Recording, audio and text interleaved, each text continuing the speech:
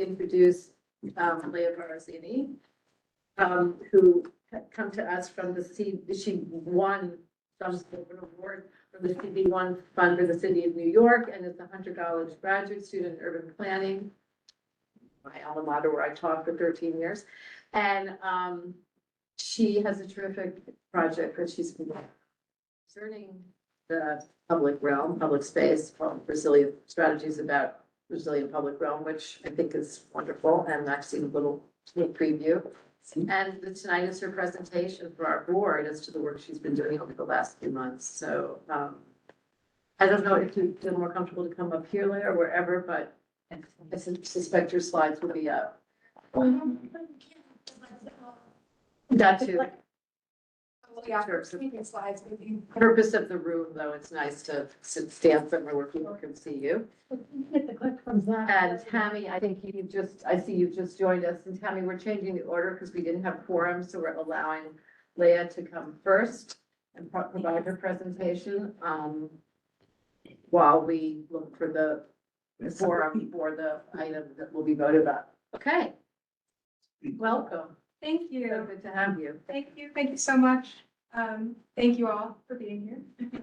As Alice mentioned, my name is Leah. I am an urban planning student at Hunter College. And I've been incredibly honored to be working with Manhattan Community Board 1 as a fellow through the Fund for the City of New York. And I'll be talking about CD1's public realm and how and where efforts can be made to promote resiliency as the district's population and public space needs grow. I'll start off with some background on the district and its needs. We'll look at some maps to assess climate vulnerabilities in the public realm. And that will be followed by an overview of some cases from outside of the district where I think that resilient infrastructure has been effectively implemented. And I'll conclude by briefly tying this back to the district and pointing out opportunities, as well as some broader policy level mechanisms. But first, I'd like to thank Alice so much for her help on this project. So much time, she spent so much time with me, and also Tammy and Zach for helpful feedback along the way and really guiding this process. So I'll start off with some background. Is it advancing? I just locked up on my side. Okay, yeah, no, I don't know what Nobody- happened. I don't know. No controls. It's weird. It's frozen. Well, Well, here it is. yeah, something. Oh. So for some background, these are all things that you may be familiar with, but CD1 has had a few major consistent concerns for many years that I feel can be addressed in tandem. For one, Lower Manhattan has been experiencing consistent and rapid population growth for well over a decade. And between 2010 and 2020, it had almost a 30% population growth, while Manhattan as a whole only had around a 7% population growth. So pretty substantial. And that was even more pronounced looking at just the youth and the 65 plus populations, which each grew around 60 and 80% respectively, which is dramatic. And the infrastructure burdens that rising population factors in are even more pronounced when considered in the context of climate change and all of the potential impacts on the district that will bring. As you all know very well, CD1 was hit particularly hard by Hurricane Sandy, and it's consistently subject to flooding during major storms. These events, as well as regular street flooding, are expected to increase in frequency and severity, and the city is expected to experience 2.5 times as many heat waves by 2050. So also, this unique street grid, CD1 rightfully takes great care in preserving its historic form, which is well suited to the pedestrian scale, but it leads to some challenges when there's competition between cars, trucks, bikes, e-bikes, pedestrians, workers that make use, all of which make use of the public realm. And these are all issues that the community board has long been aware of. They've cited funding for resiliency infrastructure and public amenities for the growing population as primary district needs for the better part of a decade. So to illustrate that, these maps were made using 2010 and 2020 census data to get a sense of where the population in the district is growing most dramatically. So you can see that that is going to be largely in the like Fidei, Seaport, and Tribeca is where we see the most population growth. And that's true as well for the under 18 and 65 plus populations who are the most vulnerable to health risks from increased urban heat, air pollution, and extreme weather. So moving on to some indicators for climate vulnerabilities. This map here on the right shows levels of perviousness across the district. So all of these swaths of red are totally impervious, which means that water runs off of them and they retain a lot of heat, which contributes to street flooding, combined sewer overflows, and the heat island effect, which exacerbates air pollution. And you can see this chart here, which tells us which materials are impervious. This green is semi-pervious and the blue are pervious surfaces, which means they retain water and reflect heat. So that's what we want. Just to read really quickly from this quote from the Department of Health, the most important factor, they did a study and they found that the most important factor in total for reducing temperature is green space. This map here on the bottom comes from the Urban Heat Portal, which is a recently developed index that combines factors like tree cover, surface temperature, permeable surfaces, and cool roofs to determine where in the city outdoor heat exposure is the most likely. So you can see CD1 is most of this, and Tribeca is up here as well. But it's at a level 4 on the heat index, which is fairly high, and potentially even higher in Tribeca, though that's hard to tease apart.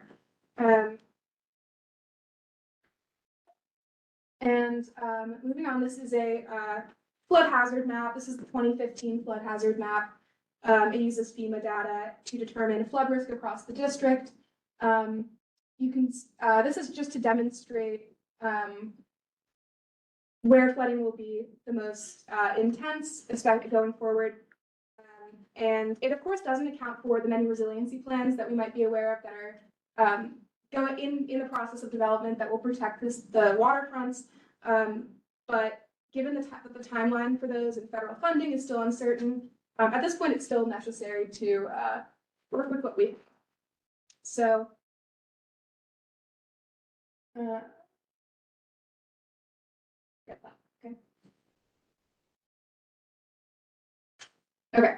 Yeah, so the city also put some flood sensors in the district.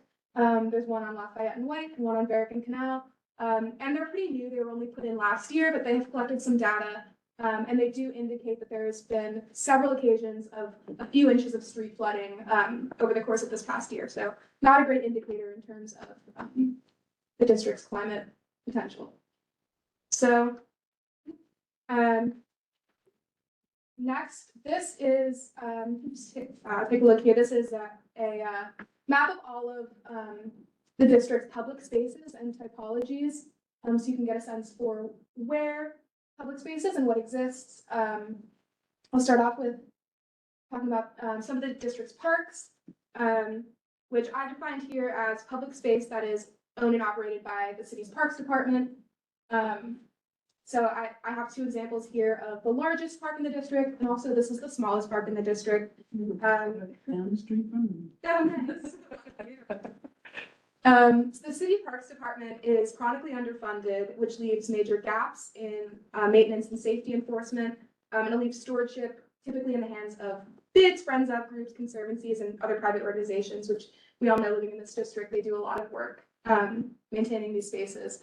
And Fishbridge Garden is a really interesting example because it was originally in like 50 years ago, I think is around then. It was an abandoned city-owned lot that was converted into a garden just by ambitious community members. It was then adopted under the city's Green Thumb program to be a community garden. And it was then in, I think, 1996, adopted by the Parks Department to become a city park. So I just think that is a happy story.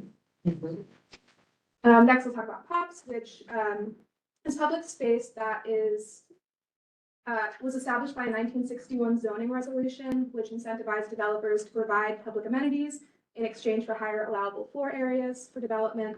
CD1 has 57 POPs. You can see that's these orange triangles. You can see they make up a substantial part of the public realm, specifically in the FIDI area, which lacks kind of other forms of public space. So the term POPs covers a variety of types of spaces. They could be arcades, they could be covered pedestrian spaces, sunken or elevated plazas. And I have two very different examples here. So Zuccotti Park, many of us will be familiar with.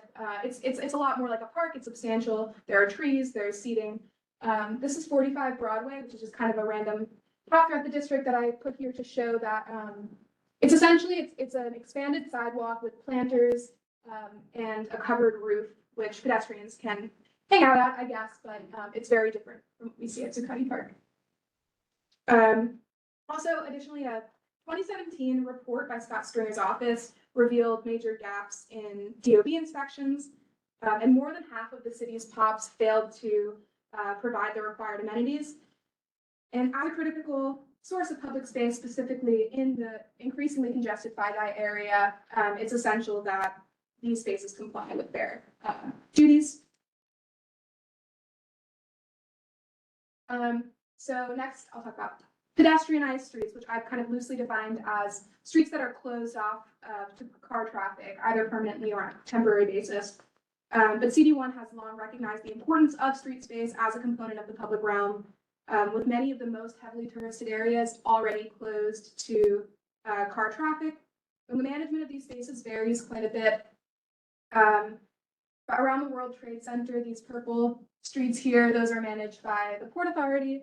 The FIDI security zones are NYPD, and Fulton Street and the Seaport District are managed by the EDC and the Seaport Museum as well.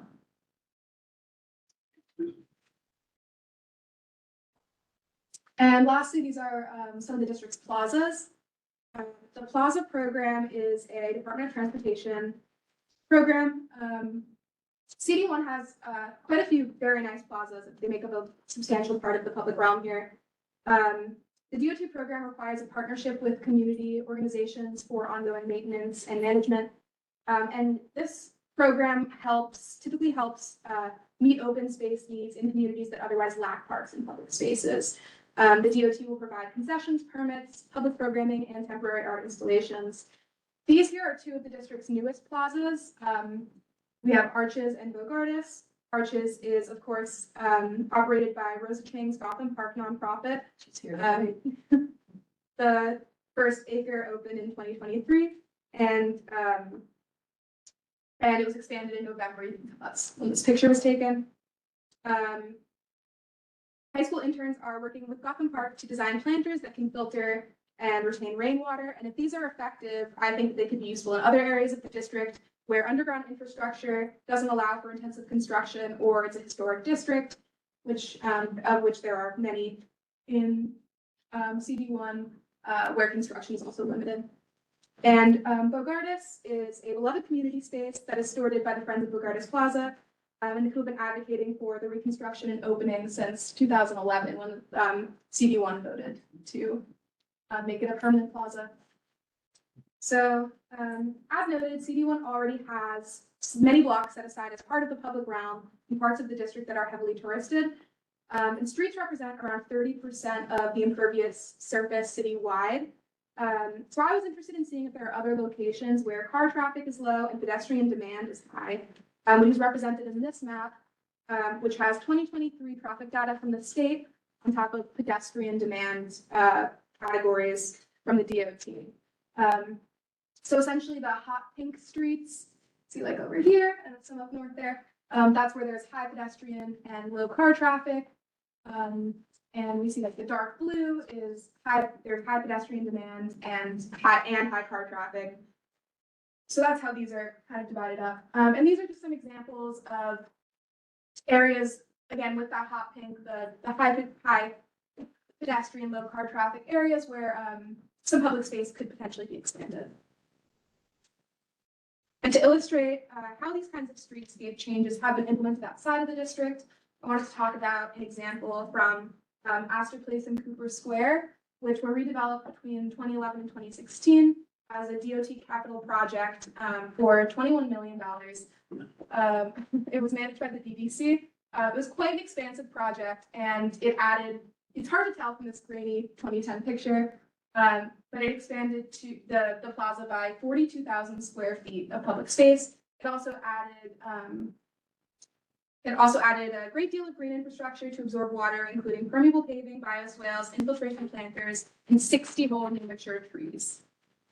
And for some details, you can see starting off with that corner up there, that is, they closed off at a section of Astor Place to fill in that pedestrian plaza. And now it's covered with seating and amenities. They also closed off, I think this was a lane of 4th Avenue they shut down and made that section one way. And they placed an infiltration planter right here to absorb water. This demonstrates what that kind of looks like. And they also added these interlocking permeable pavers across the entire surface of Cooper Square, which makes the entire thing essentially a big sponge. It absorbs rainwater. It's also light in color, which can lower ambient air temperatures on average between 4 and 9 whole degrees. So this was a pretty substantial project and a major public benefit. Another similar case was a slightly smaller redevelopment was Spring Street Park, just north of the district in Hudson Square Bid. They've done a lot of work toward making their public spaces more resilient and active. This added 8,000 square feet of plantings, this redevelopment. It cost $6 million, which was divided 50-50 between the Hudson Square Bid and the Parks Department. They increased the stormwater capture by from 7.5% of the space being permeable to 35% of that space being permeable, which is a 1,140% increase. Just quite a bit. So that's through that permeable paving as well as the planters that they added, as well as 17% more trees, which were planted using this Hudson Square standard, which was developed by the Hudson Square Bid in collaboration with MNLA, Landscape Architectures. It's essentially just another way to plant street trees that leads to much healthier trees. They grow apparently 12% faster. They studied that compared to the New York City standards. The Hudson Square Bid planted and retrofitted 532 trees across the bid area and found that they captured 1.6 million gallons more stormwater per year, which is the equivalent of 8 full-size Olympic swimming pools. So I'll talk about quickly my recommendations, starting with expanding existing plazas and repurposing underutilized street space. So that's kind of the main point here, but this is 2 examples in the district where processes that are currently underway to do this. This is Duane Park, many of you will recognize, and that was identified as one of those streets where there is low car traffic and heavy pedestrian traffic. So it makes a lot of sense that a park, this was actually the second park in the city, so it's been there forever, but expanding it will be a major benefit to the pedestrians who make use of it. So it's expanding to its historic footprint, which fills in the curb space, as well as adding that little bump on the end. And that will add 1,636 square feet of new greenery, as well as 260 feet of sidewalk. And this is Barnett Newman Triangle, which is also in stages of redevelopment to expand into this section here, which is currently not part of the existing plaza. And I don't have more details on that, but Yeah. and then, so this is the Holland Tunnel Rotary. I was fortunate enough to get an opportunity to speak with Peter Baumann of Baumann Capital of Architects, who founded Rotary Park Inc. to advocate for the development of this underutilized space into a cohesive public realm amenity. Due to its geography and location, it is at major risk of flooding. If we went back to that flood map, I won't, but you would see that it's kind of right in the center of, it's right off Canal Street, which is a historic canal, so water does really pool in that area. And And they have an idea, one of several ideas, which is to turn this space into kind of a massive sponge that would essentially a big rain garden that would just absorb rainwater. And it would also there's various ways to turn it into a real public amenity, as shown here. CB1 has already passed several resolutions in support of doing something with the space, and the ideas have been presented to the Port Authority, who owns this land. It's the kind of proposal that just needs constant advocacy and the involvement of like the right public officials. But in the meantime, smaller scale projects can be accomplished as proven by the planting of street trees in the Tribeca Alliance. And next, these are kind of broader policy proposals, more general items, but always more street trees, and using that Hudson Square standard, I think, would be a really good idea to ensure that resiliency is optimized. Next, in the interest of continuing to view street space as a shared resource in the public realm, strategies to reduce car and truck congestion can play a huge role in re-envisioning resilient spaces. One project the city has been piloting in some areas to reduce truck congestion are delivery micro hubs, which create dedicated zones for delivery trucks to unload and have parcels picked up by smaller scale micro haulers. It's been implemented successfully in other cities. It reduces a lot of double parking, taking up that curb space, as well as emissions from large trucks. Also, placard enforcement is kind of a big thing in this district. It's been said. I won't say too much more about that, but would be great. And some other general public realm policies. This green factor is a policy instituted in Seattle, as well as some other cities globally. I found which it's towards private sector development, so it doesn't factor into the public realm, except that we all share land and resources. And the green factor essentially is a point-based policy that requires all new development to meet certain thresholds for green space and resiliency infrastructure. So that would be rain gardens, bioswales, permeable pavers. Any of those would count towards a certain number of points that they're required to meet. And additionally, the New York City's Green Infrastructure Program for the DEP has grants for green roofs that it will provide to new developers. They have the money for it. And through the Resilient NYC Partners program, they also will fund large-scale projects. I think 50,000 feet of impervious surface.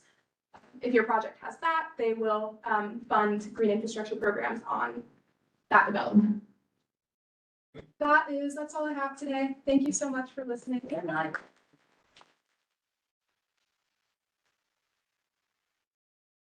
Yeah, does anyone have any questions for Leah? Go on this one?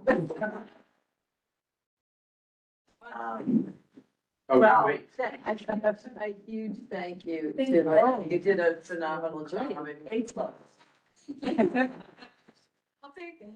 Does anyone have any questions online or in the room for Leah? And or- please shoot me an email if anything comes I up. just want to say it was amazing. Thank you. Thank you. Here we go. I'm curious about the permeable pavers, like does the water pool underneath So and sit there? yeah, so there's different with all of with the same with like the infiltration basins too. They work similarly. There's kind of different ways that they can be that the water can come out. Either it's through, I think in Cooper Square it comes out through evapotranspiration. So the water does kind of sit in the soil under the surface, and that does contribute to a cooling effect. So it helps with the heat island thing.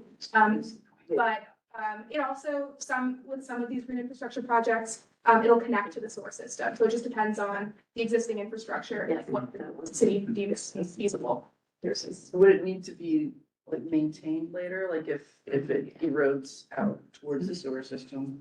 Yeah, I think there is a lot of maintenance involved, but I think it has to do with, you can see these like plants kind of growing between the cracks. It's more about, See it on the slope, the 2.5% slope that's showing you about the depth of whatever that might be in that spot, about Right. nine inches maybe in stand beds and stuff. So that, and then you see the actual planter that's a much deeper piece. right? Yeah, so the water might like sit under here for a while and then it kind of evaporates. I'm not sure about the underground, how it erodes underground if it causes problems. I don't think these have been going on for long enough for them to like Okay. do that kind of thing, so. I'm excited to. In Better Park City Committee, we heard about this, because in fact, they have done studies, different ways of doing it, and said the way they lay them was more important than the shape or the actual pavers themselves.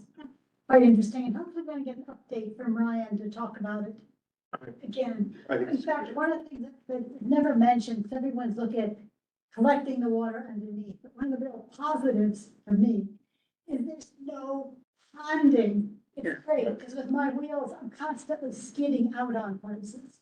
I'm sure people don't really like walking in their shoes either, but nevertheless, the fact that it's always sort of dry, semi-dry, is one of the great benefits, and people just don't talk about the permeable pavers. That's Yeah, good. yeah, I'd love to see it in more places. Yeah.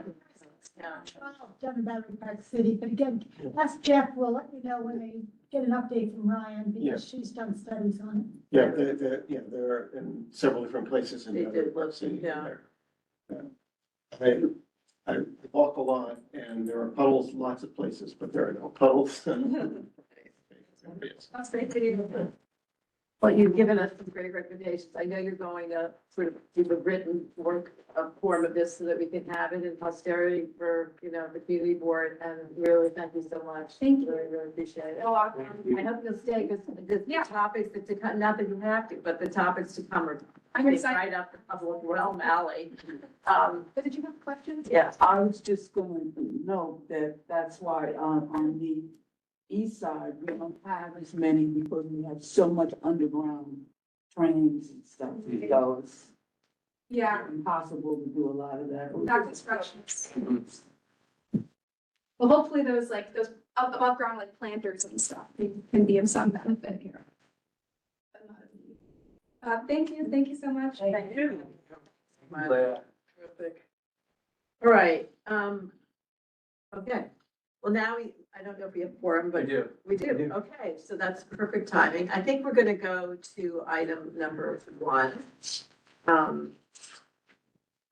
Which is the DOT proposed rule change.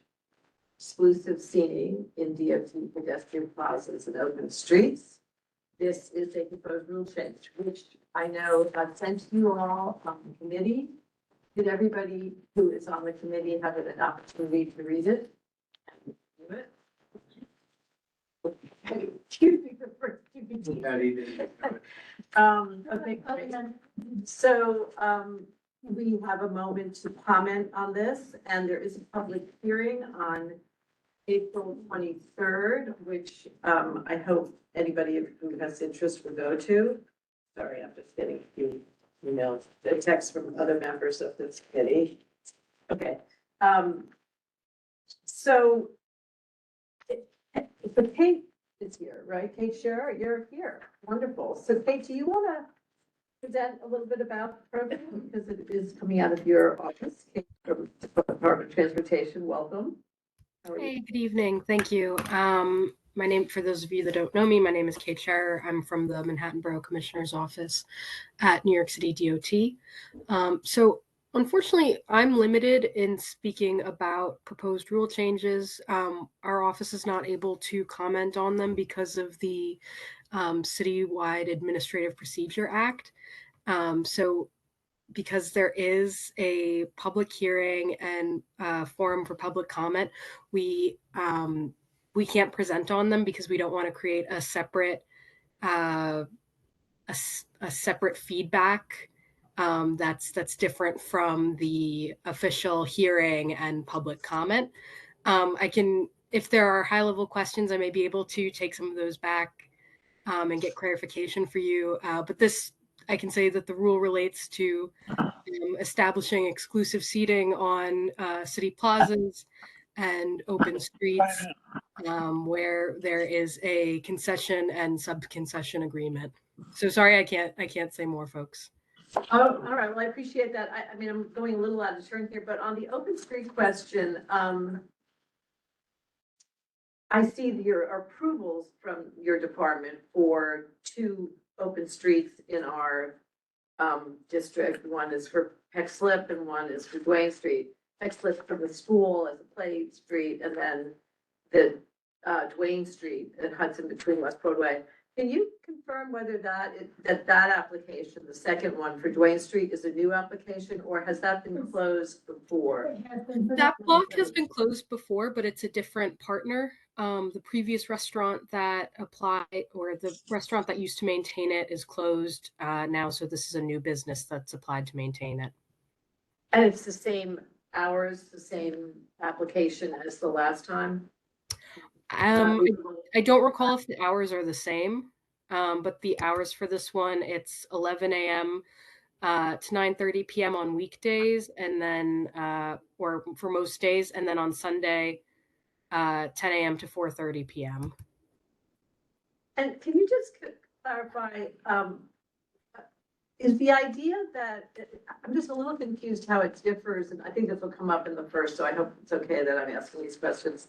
But how does it, why wouldn't the restaurant just apply for a sidewalk cafe or a roadbed versus this? And I thought open streets was to be beneficial to the community at large. And it never talks about commercial enterprises taking over a street. So I found it confused. I certainly understand Peck Slip. Obviously, it's a school. They need a place, a playground. They didn't have one. We all got that. But this one, I wasn't sure I fully understood. If you can tell us what the history is here, I guess not that long. Program. Yeah, and that's a fair question. We have in other community boards, small businesses and restaurants often maintain and operate open streets. Some of them, use the space for outdoor dining, as well as providing other public seating, and will have programming like music or amenities. I can't speak to what this partner has planned, or why they decided to apply for an open street over an outdoor dining application. I'm not sure if they're present this evening. They are present, so maybe, Okay. does anyone mind on the committee if we switch the order and take that application, just because it seems very germane to the conversation about open streets? So go ahead, the applicant is here, and Kate, you can hang in there so you can work with them to get us our answers. Before we do the application, I have a question about what an open street permit entails in terms of the scope of what's granted. I understand the concept of closing the street, school area, or for that matter, just to make it a nicer pedestrian area where there are businesses along it. But does the permit automatically come with segregated seating or exclusive seating, or does that need to be applied for as part of the permit? How does that work? Yeah, I think that's to Kate. oh, Are you in Parks? I'm sorry. I am the applicant. Oh, okay, well, I would love it if DOT, I think you were asking DOT, probably be good to, Yeah, just to Sorry. understand how the program is. yeah, can you answer that, Kate, because I think we all have that question. Yeah, and just so I understand you're asking if the businesses that are allowed to have exclusive seating for their restaurants on the open street. Yeah, and how does that relate to these new regulations which seem to specify that, and how does that compare to the current situation without these regulations? Yeah, so currently, DOT, we are not able to limit the number of exclusive seats that a business can put on an open street. So this would limit the percentage of space that they are allowed to use for exclusive seating on the open street. I see. You mean a restaurant that acts as a partner can have unlimited private seating on the street? Not unlimited per se, because there does have to be a 15-foot emergency clearance lane. So that is enforced. But, it is an issue in other community boards where there are restaurants that have an open street and have a lot of tables. As it stands, DOT, we have not been able to cap the number of tables without a rule change. Wow, that is, Excuse me, does that include Stone Street? which is which is a closed open street in our district. And it's, the partner is a consortium of restaurants. So I'm not sure about Stone Street, so I'll have to get back to you on that because I believe that may have a different history than the Open Streets program. Okay, so I know my question about why a commercial, so I just wanted, I mean, I just went ahead and did a little research on Yeah. open streets and just, it was a post-COVID program, you all know, and it's very clear, open streets transform streets into public space open to all. These transformations allow for a range of activities that promote economic development, support schools, facilitate pedestrian and bike mobility, and provide new ways for New Yorkers to enjoy cultural programming and build community. It doesn't mention, a commercial zone here. And so I found that very confusing in the spirit of the original idea behind open streets which is a wonderful idea. You see that with schools being able to advantage themselves of these, to then going to having a restaurant have open seating. Respectfully, I just don't understand why you wouldn't be asking for a sidewalk cafe or roadbed, which is already limited, and why any restaurant should have the ability to take over one of these streets that's entirely for the public. Yeah, but my restaurant, I live in Tribeca for almost 30 years, so I live actually 2 blocks. I live on Reed and my rest is on the Wayne. And I've been going, the previous restaurant that I took the lease over, the name was Kilo. It was, it's just great, he had the tables outside, he had the open street tables, on the street. And we residents went there and ate, and it was a beneficial thing for the community, for the residents. I am not taking the whole street for myself. I'll probably have 30% of just the front of my restaurant and the whole other street. So we ordered tables and chairs from the DOT. They're like colorful chairs and tables, and they're all for public. My chairs and tables are like black. So there will be, it was just, we clean the streets. We are super ready with the staff. We're gonna remove, put the barricades, take the tables away, all of them. Not only the tables for the restaurant, but the tables that the DOT are giving to us. It's just pretty much a place where there is us, but it's not just about us. It's about that block of a pedestrian street that doesn't, as she showed in her presentation, is a very low car traffic street. It could even have been closed, the whole year round. Do you have plans that you wanted to present to us, showing us the scale of the street, how many chairs there are and such, or is this just? They asked me, like, what's my seat capacity, 74, right? Before, the occupancy 74, but I only see the occupancy, the certificate of occupancy 74, but I only have 54 seats. Inside, Inside, yeah, and I have 2 back too. So there's no way I'm gonna see more than 54 people. And my kitchen doesn't even, it's not even made for more than that in 1 seat. So it's just gonna be, I'm not saying I'm not there, but I'm not saying that whole street is about me. No, I'm just asking specifics. Are you, what?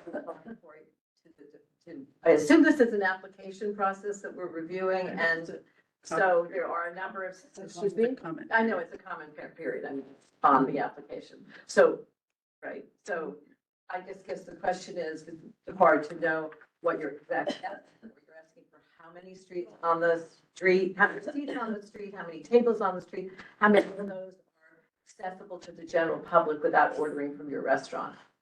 I guess that's my question. The number because with the open, when you go bid, you have a certain amount of space, so you can only have a certain number of seats. Right. Whereas if this is just open, Yeah, I don't understand how it's limited. I think the community is a little concerned because there are some areas like Dime Square.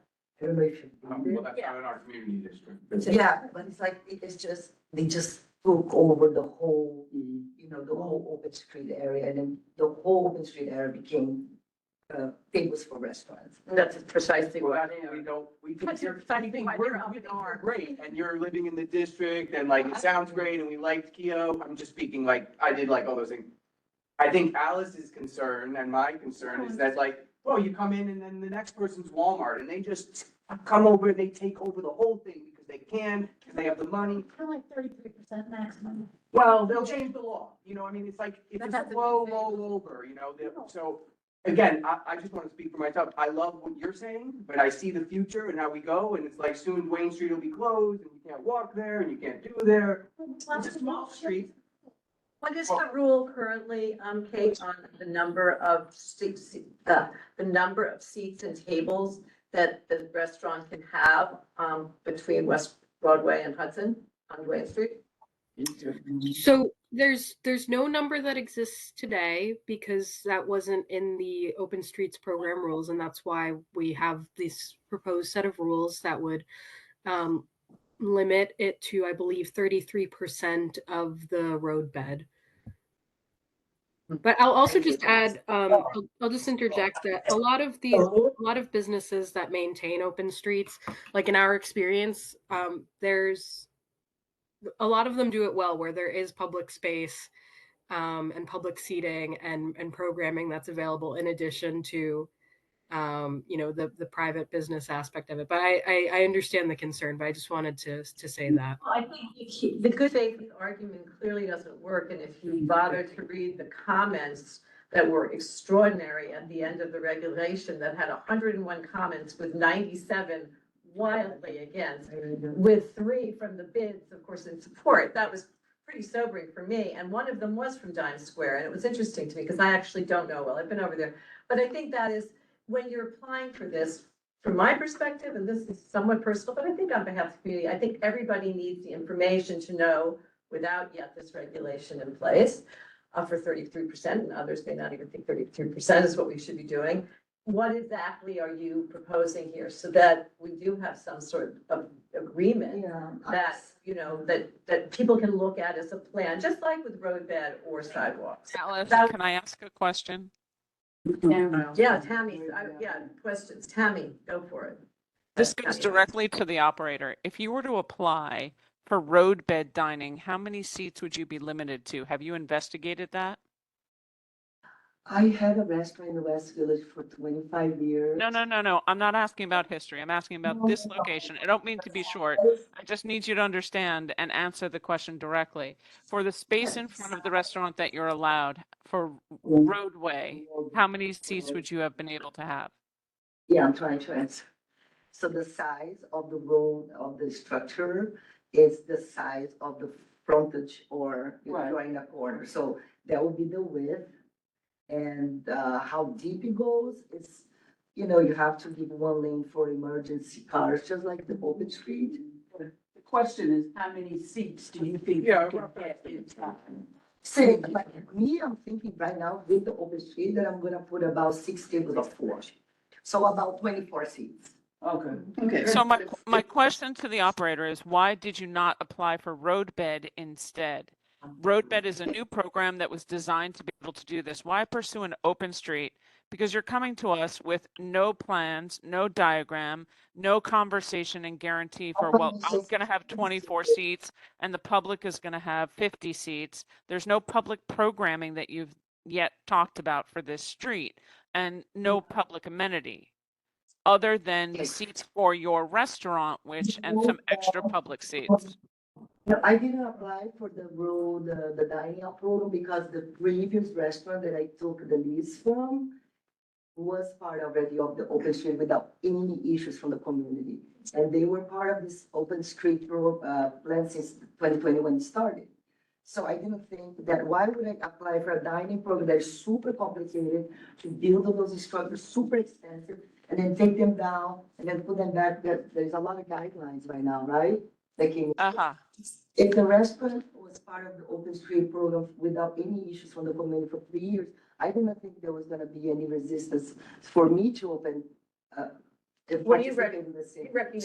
So I'm following up to say, so the road, you've explained exactly to me the concerns that I have as an overall district one, we're past COVID, so an open street during COVID wasn't a big deal, right? It just was a different time. We are back to regular times, increased business, return to work. This is not COVID anymore. And you have actually explained to me and highlighted my concerns with the open street program and part of the rule change. It is less expensive and cheaper for you to apply to do an open street and not have to worry about roadbed dining. So how many more restaurants are we going to see attempt to do the same thing to apply for an open street if there's any possibility that they can do that, whether because maybe the road isn't necessarily wide enough for traditional roadbed? I think this is I appreciate her coming and everything, but it doesn't satisfy for my purposes what open streets are supposed to be in the public benefit and the public realm. This particular application is a privatization from me. Okay, whoa. This is, I'm gonna hear from the committee members on this and then you can respond. So Betty, okay? I've been listening to this particular street for Keough, in fact, for 3 years. And I can tell you what the issues have been, what the questions have been. One, they have been liked by people who say, it's nice to be able to sit down, listen to music. And, I don't care. There isn't a whole lot of programming, but I don't care. And then people have said we should ask them about doing more programming on the street and see what the vendor is going to do for these other 67% of the street that anybody can sit wherever they want. So she's spoken about tables that are colorful that the DOT has given her.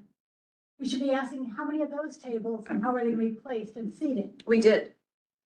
No, not what she's No, doing but for our restaurant. I have one question, how many would be, Oh, I thought What you about should- for the public? whole What's the street. block gonna kind of look like right, to the public who's just Right. coming out there to enjoy this thing? right, That was not answered. right. What kind of programming is there going to be? And who's responsible for? for Is it? that what we should do? Because they're again novices at it. Because they are taking it up from Keough, which was doing it before, and shouldn't be blamed or applauded for what Keough did or didn't do. Thank So you. And it was very light. There were no negative comments. The one made by a committee member was they couldn't get in, the placards got in and parked there at the opening to the public at the end of the day. But that was it. They wanted more parking that the police didn't get in before they did. That was the biggest negative and only negative we had. Okay, thanks. Good. So comment period, does that just mean that we're just commenting? So it's like different from the licensing, right? Yeah, I was just asking Zach, it sounds like if this committee wants to have a resolution with our comments, then that's what we can do, because otherwise I'm not sure how we memorialize our comments. Yeah, I have, So, okay, I have so, a question for you. Since I'm new to this part, we've done like the licensing and everything, but this comment period situation is a new thing for me. But I know that just sitting on the street, like if I was to just go there like with my iced coffee and sit on the street and enjoy being around other people, I would probably need to use the bathroom. Yeah. Would you be okay with people using your bathroom? Then, I love this thing. and I have the sound. Yeah, and the bathroom thing also, like, it's such a good thing, to have a bathroom to use. Totally. Jeff, I have a question for the applicant, and then I may have a comment on, a comment as well. The question is, can you just describe the number of public tables versus the number of your own tables? And will it go from Hudson to West Broadway or some portion of it? Just physically, what are your There is comments? a new business, at the corner of Wayne and West Broadway, there was a sushi restaurant, very famous called Sushi of Gary. And they closed recently, so there is a new business that took over, I don't know what it is, but I see they're doing work there already. So I'm not gonna go, so that's the first business to my left. So I'm not gonna go in front of their business and chairs and tables there, but I don't know what their plans are, maybe they're gonna join the open street if they can. And then on my right side, there's only one more business, which is a bar that has been there for 14 years, Red Up, who was also, he never participated, I think, he doesn't want to participate, they have a It's just a bar. They don't have food. And then, so I'm not going in front of the bar either. And then in front of me, there's a yoga place. And the other side of the street, you can't park. You can only park on my side. So there will be losing parking, maybe like on that block, probably not 10 cars parked there. But you know, the open street is just, and again, I'm a resident of Tribeca for almost 30 years. And I've been enjoying also this dining on the open street. And I used to go to Kio all the time. So what I was saying is, you asked me something. Well, just the layout of public tables versus your tables Yeah. and what areas of the street. they would Yeah, be. so I would say, like, in front of my restaurant, I will have those 4 tables of, those 6 tables of 4. And then just to the side, the other tables that the DOT is giving me, because I have a business on my right that I don't wanna go in front, and I have a business on my left, which is at the corner, which I don't wanna go in front. So as long as I up to this business and up to this business, there will be the tables. All right, so my comment for the committee is, I think there's all sorts of reasons for us not to like the regulations and not to like the program. But if an applicant comes to us consistent with the regulations and the program, I don't think we should reject them simply because we don't like the program. I was feeling that I was being blamed for a program that exists by the city, by the DOT. So I'm just here applying for something that is allowed by the city. Can I also say that I went to somebody who is on Duane Street, in fact, it's Carrie. And she went after some of the people that she knew are the most vocal residents of Duane Street. And none of them had a problem at all with their history. I think the residents from Duane Street right here too, they write about and about Kio for 3 years, they have to know where the open street. Betty, if they should come then, if they support, then they should come and send. Somebody can't stay online. Can you just move us? Tammy. Oh, Tammy. Okay, go ahead. Yeah, Justine. I know Justine has to go. I'm gonna get off the meeting and then come back. So I Okay. just want to say, for Betty and for anybody else, it's great that we go. But the people have to show up to say this. I think we have some. They're here, they're here.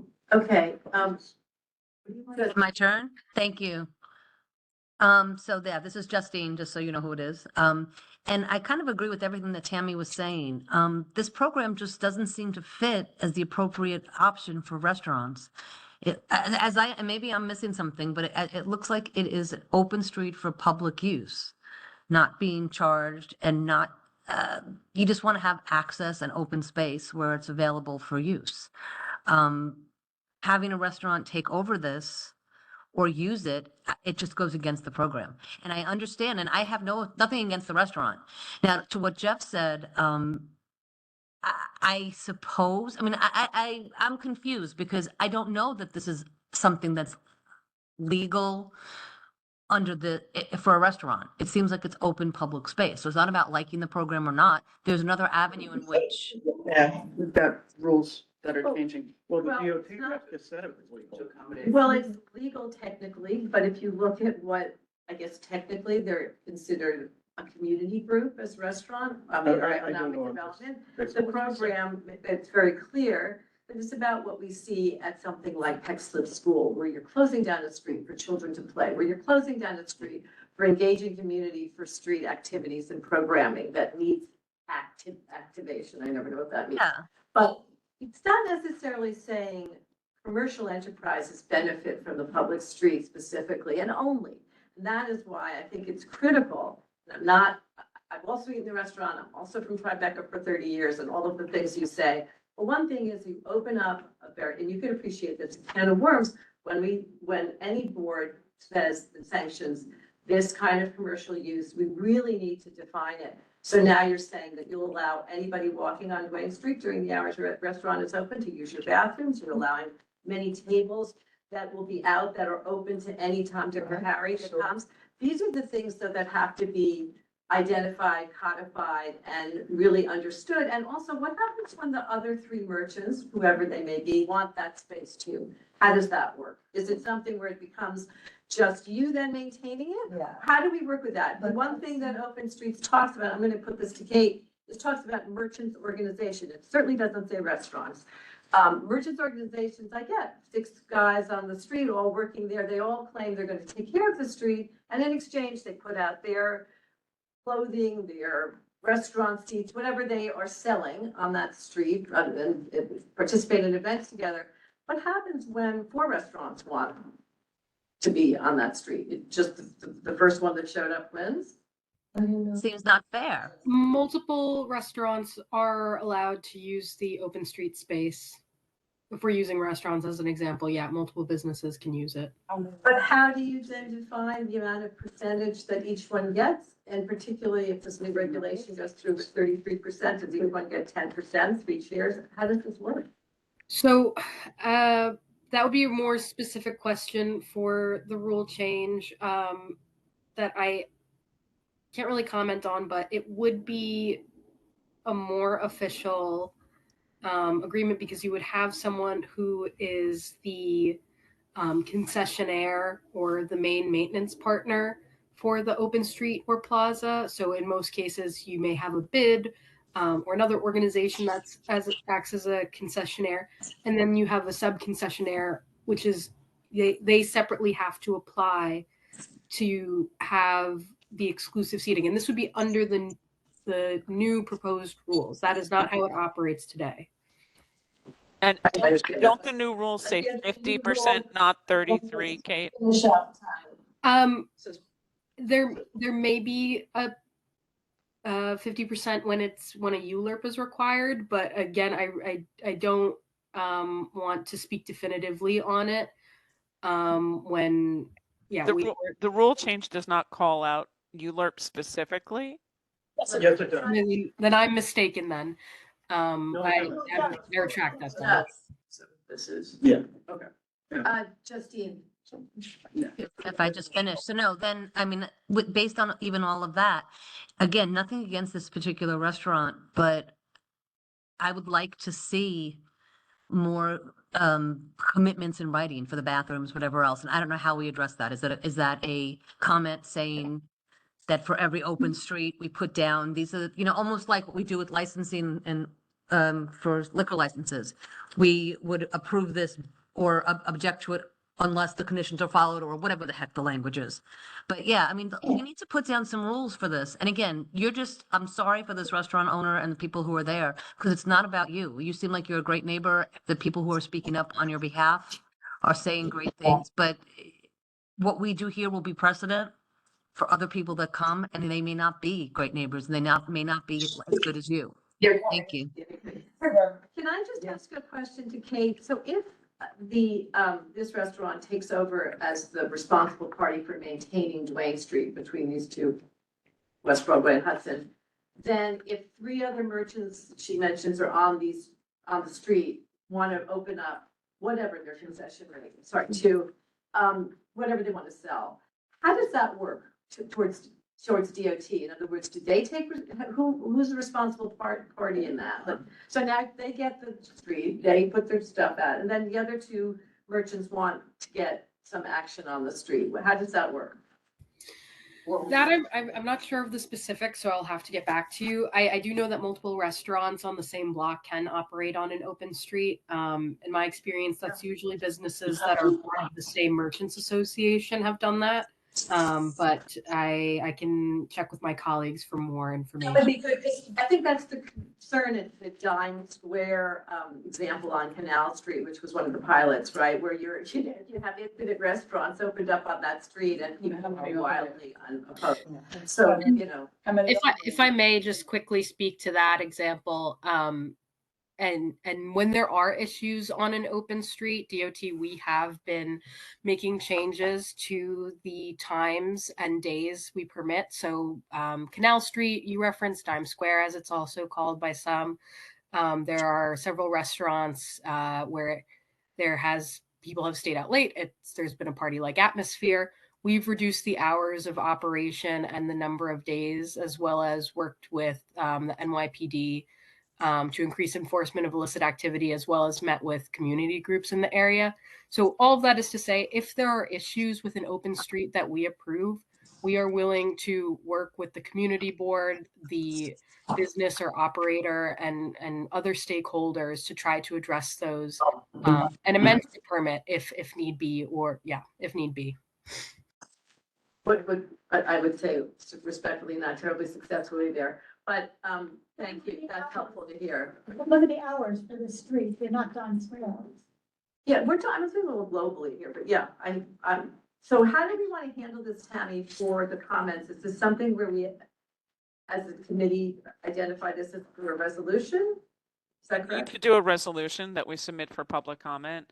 It should be what, I mean, if, we agree with it or not, we can say, it's public comment. It's not revocable trust, if I understand correctly, and Kate can confirm that. In the existing situation, it's not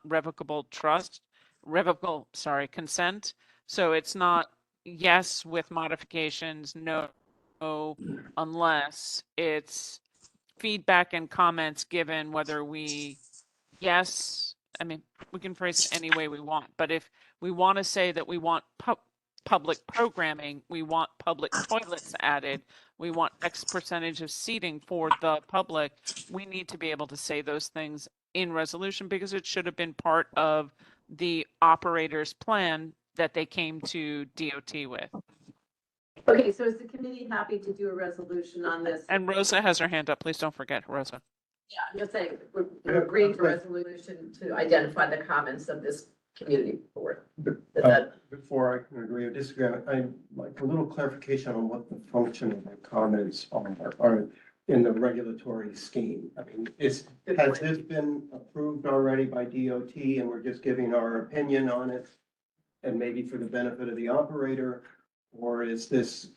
Our usual advisory capacity, Kate? Well, no, but the advisory is a little bit different. On a liquor license, the license hasn't been issued yet, and we give comments and can affect what the license is. But if it's already been approved, our comments are somewhat retrospective. So maybe Kate can clarify what the function. Yeah. Sure.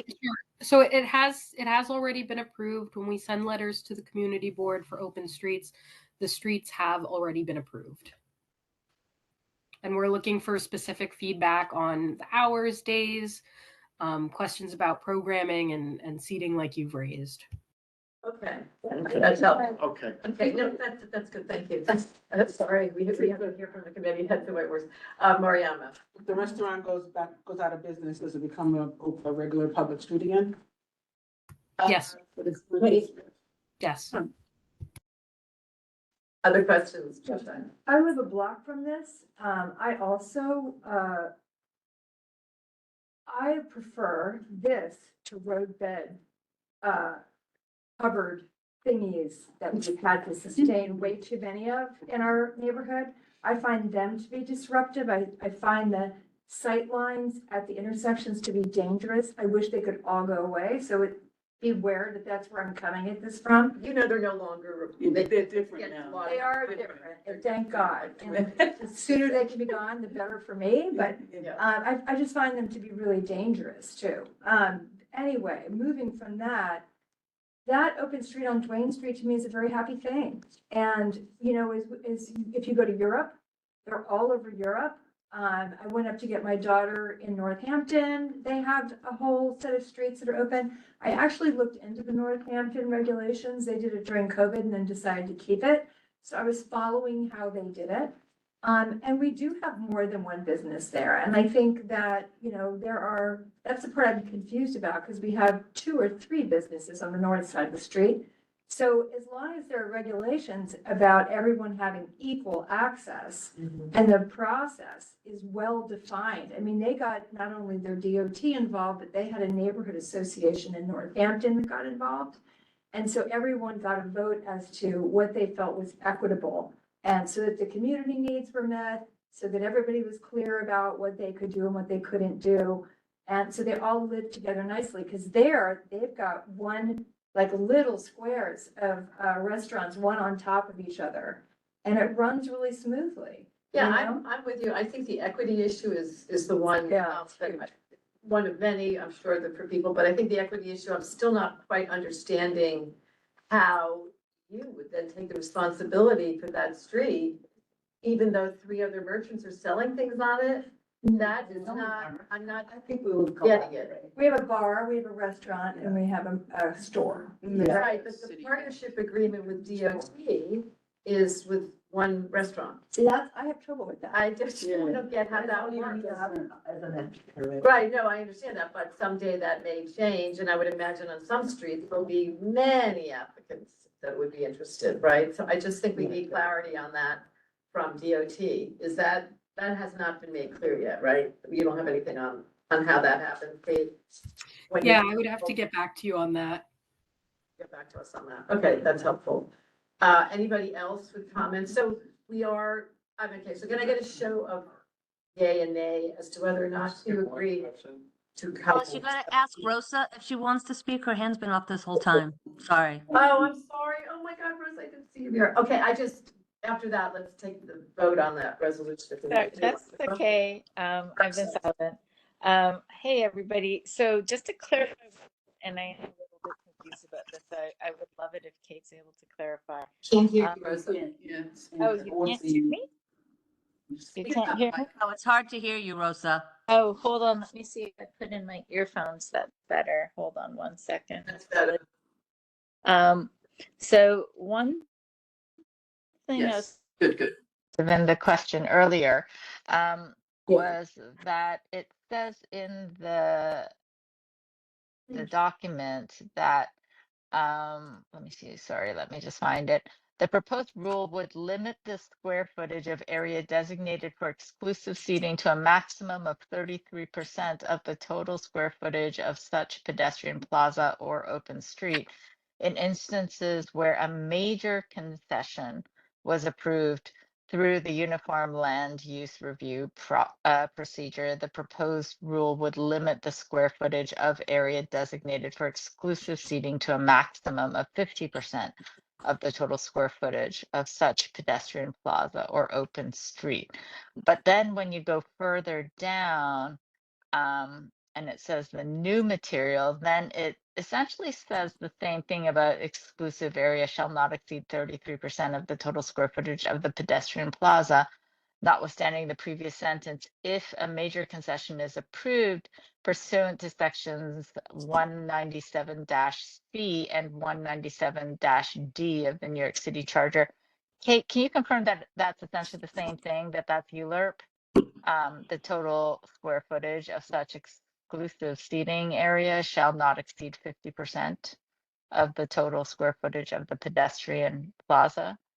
So is it essentially saying the exact same thing, but just using slightly different words to say it? So it's saying that the baseline amount is 33%, but if it was a major concessionaire that went through a ULURP process, that then there was a possibility of a 50%? I'm not able to answer that at the moment. And I can check with my colleagues if that's something we're able to give further clarification on. Because again, I think, as I said at the top of the meeting, we're limited in commenting on the rule changes. But I'll see if that's something I can have clarified. Okay. I'm just gonna ask everyone for a minute because we're getting now into the rule change part of the conversation. Oh, sorry.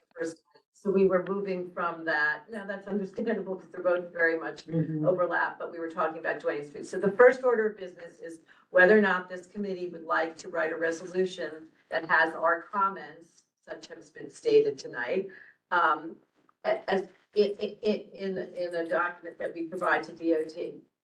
Do we want a resolution? Otherwise, the comments are not going to be, okay, so that's a yes? Yeah, I kind of agree with where Tammy came from. If you have some sort of agreement that's very specific and people have asked very specific questions that were of concern to them, then I think you should have resolution documenting to what the agreements were. Okay, so could I see a show of hands as to how many people do not want a resolution on this? How many people are abstaining? So I would assume this is a yes for a resolution. A resolution, but then we need to talk about what the resolution is. Yes. So I think, I think Tammy laid out that it should, or maybe it was Betty, I lost track, some suggestions of specificity to, and again, this is a resolution on Duane Street, not yet on the Little Page, okay? Like that one block. That's right. So, We do have two people from the public to. oh, did you have your hands up? I'm sorry, I didn't. No, So members of the here. public wanted to Well, say I'm something. the landlord at 157 Main Street, and I'm throwing out numbers here. My wife and I have lived on Duane Street for 50 years now. And the traffic on that street is very limited to a certain extent. And especially now with and I'm sorry for my speaking, I sometimes, I'm stuttering stuff, I'm sorry about that. But the main thing is we want a business to thrive on that street. And we also want people to sit and not necessarily have to order food from the restaurant. They can use it. So one solution might be to have benches for people to not eat at. You know, benches have been working in parks for years, you know, because it doesn't encourage people to sit there and eat so much. And I think one suggestion Shapiro wanted to use was use colored tables to designate something for the public, but I also would suggest she's gonna have to have some kind of signage on it. You know, to say, oh, you don't have to order food here, you know, because it's hard to run a restaurant and not for some reason go up to them and say, hey, you can't sit there, you gotta order food, you know? And it might have to be this seems like one thing that Shapiro is just starting out here with this thing. You know, before when Akio was there, they had that big structure set up there and it blocked everyone. I can tell you that the neighbors on the street are very used to having restaurant. I know when Keo was there, they had tables stretched out and nobody even cared. They just wanted to eat outside and have nice weather. So I don't know what to say. I was a little surprised by some of the up here, but the main thing is and I think and I apologize for my speech, but I think the one thing is that we want to have people on the street, you know, and have neighborhoods. I mean, that's really what it's about.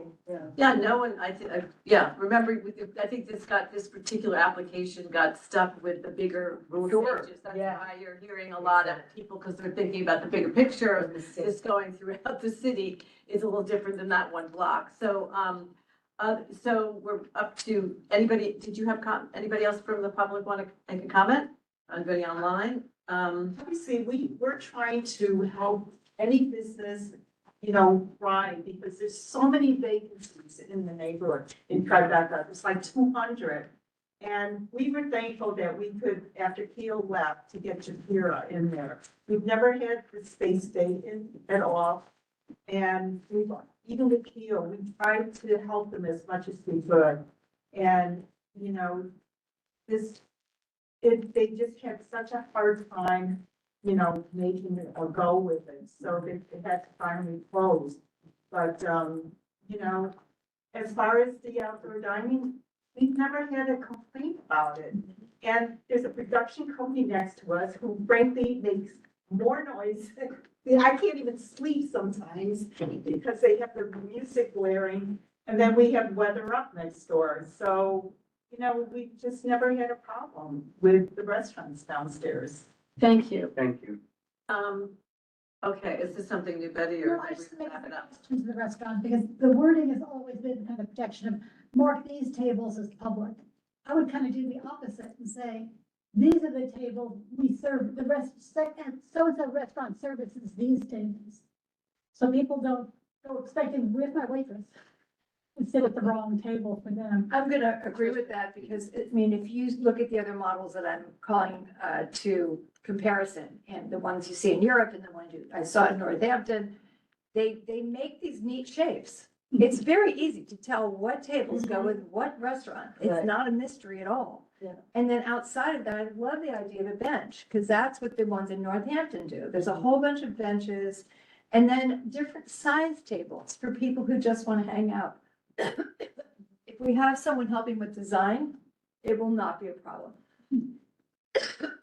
I think it'll be really easy. I'm trying to understand. Mariana.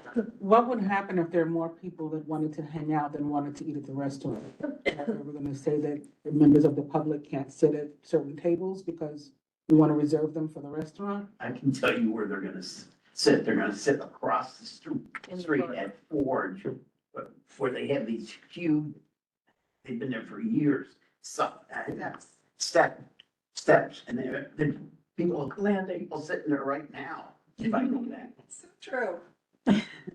But we would essentially having the restaurant saying these are reserved, and so you end up across the street, is that? Yeah, they just naturally stroll over there and sit down. That's what this is about, is having exclusive That's- seating. They said they're gonna have exclusive seating and that's part of. But I mean, it's not needed. And on the occasion that it's not needed, and it may not happen, maybe such a popular restaurant that they always need the seats. But if it's not, and there's just seats open and members of the public can't use them on a public street, I don't know, I see that as a little If the problematic. public sat down at one of your tables and you were empty, or you had one or two people there, that wouldn't be a crisis for you, We right? will give them water and let them use the bathroom. I think Okay. that could be something that's in the resolution too, like, because I think that's how it runs in those places I was talking about. Because I do think we're all gonna know what a busy restaurant looks like, and we're not gonna sit down if there's one table left and things are buzzing. But if it's empty, sure, I might go sit down with my thermos, make a phone call, if there's no one there, I would appreciate being able to do that, living right Or if there. it's not empty, if it's full, but with people who are not eating at the restaurant, with members of the public. That's, if the seating is taken up. All the public seating is gone. Another member of the public comes, they want to sit there, there's nobody at the restaurant. What happens? What's drawing everybody to the street? Apparently, they're already there. It's a beautiful street. It's a beautiful block. They're already there to the extent that they sit across the street as It well. has a gorgeous landing. The landing of Forge across the street, I'm sure you've seen it, Alice, has just the beautiful glass eyes and iron landing. And people sit there all the time. When Boulay was running the restaurant, his whole staff would sit there and they'd eat before they went on their shift. Forge does that. The staff It's too. lovely, actually. The staff is sitting and having the. Yeah, it's really convivial, and to me. Okay, so Tammy, you've got your hand up? I think what we could do is we could list all the things that we're saying for this specific restaurant and be very clear in this resolution that this is the perspective for this one public comment for this one, and our comments do not, extend to blanket comments for others. So it's very tailored towards this street, because I think you're going to need that for the full board, that the public was here, the public supports it, the neighbors support it. It must be very localized. So it does not become a blanket that any restaurant on any street looks and says, you know what, I'm going to do an open street because it's cheaper and easier for me than doing the roadbed dining. They could have the rules. Kate,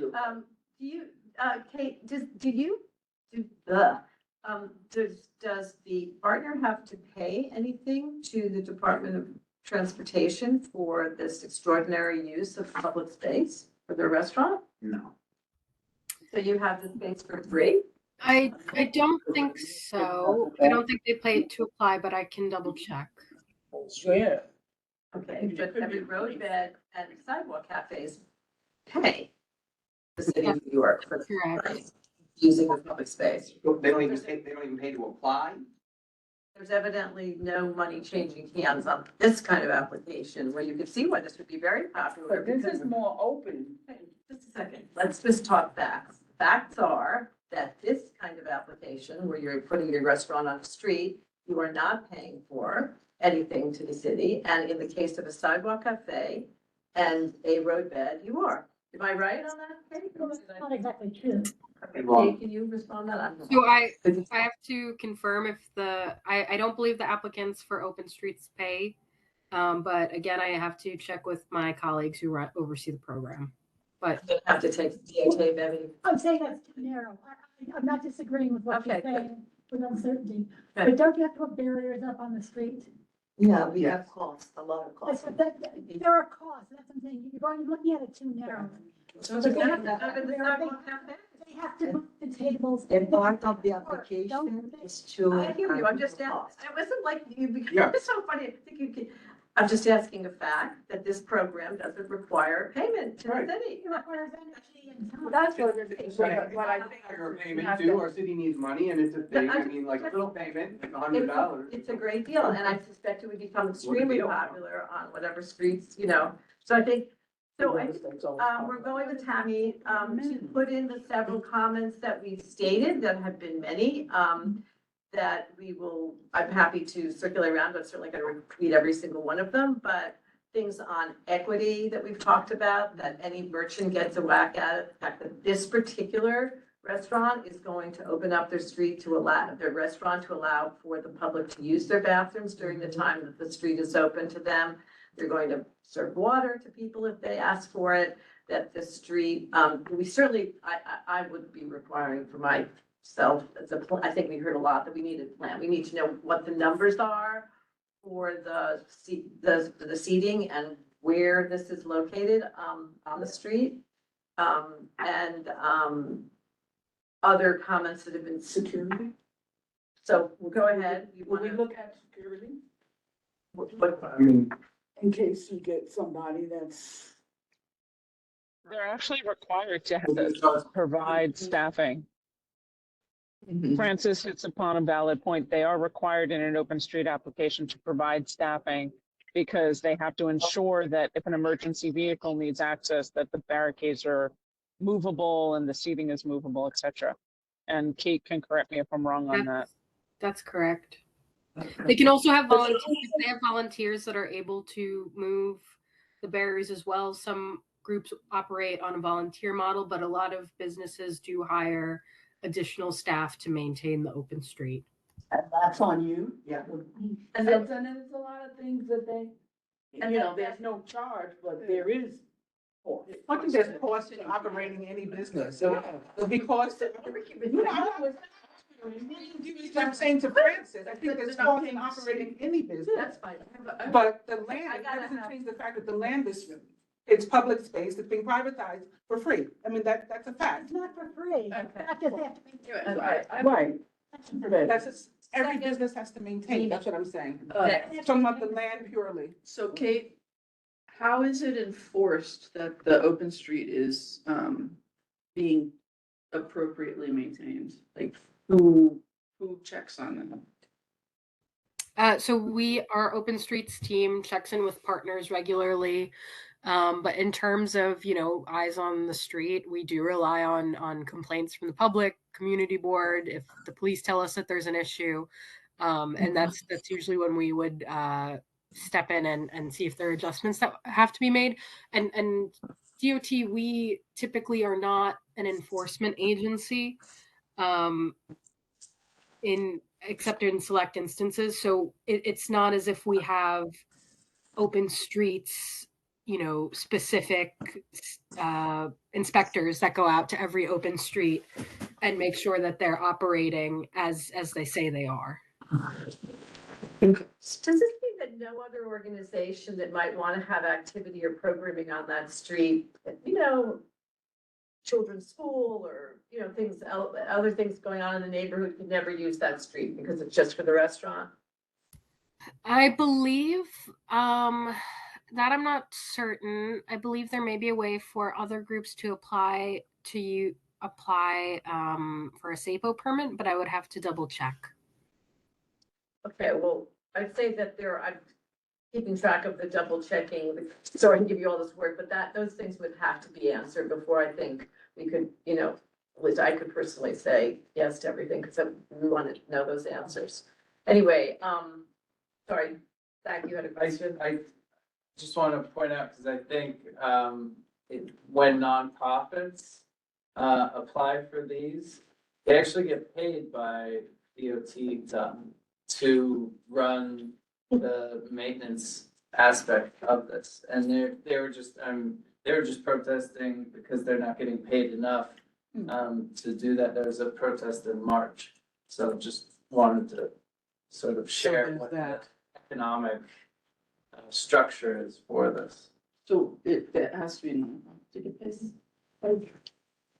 Yeah, To take care of it. I don't, I'm, and Kate might know, but I'm guessing that if it's a restaurant partner, they're not gonna get paid.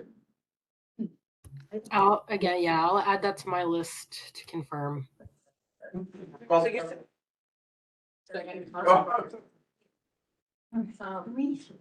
yeah, I didn't laugh. But anyway, that's another one for confirmation. Okay, so do we have so we seem to have quite a number of things on this list.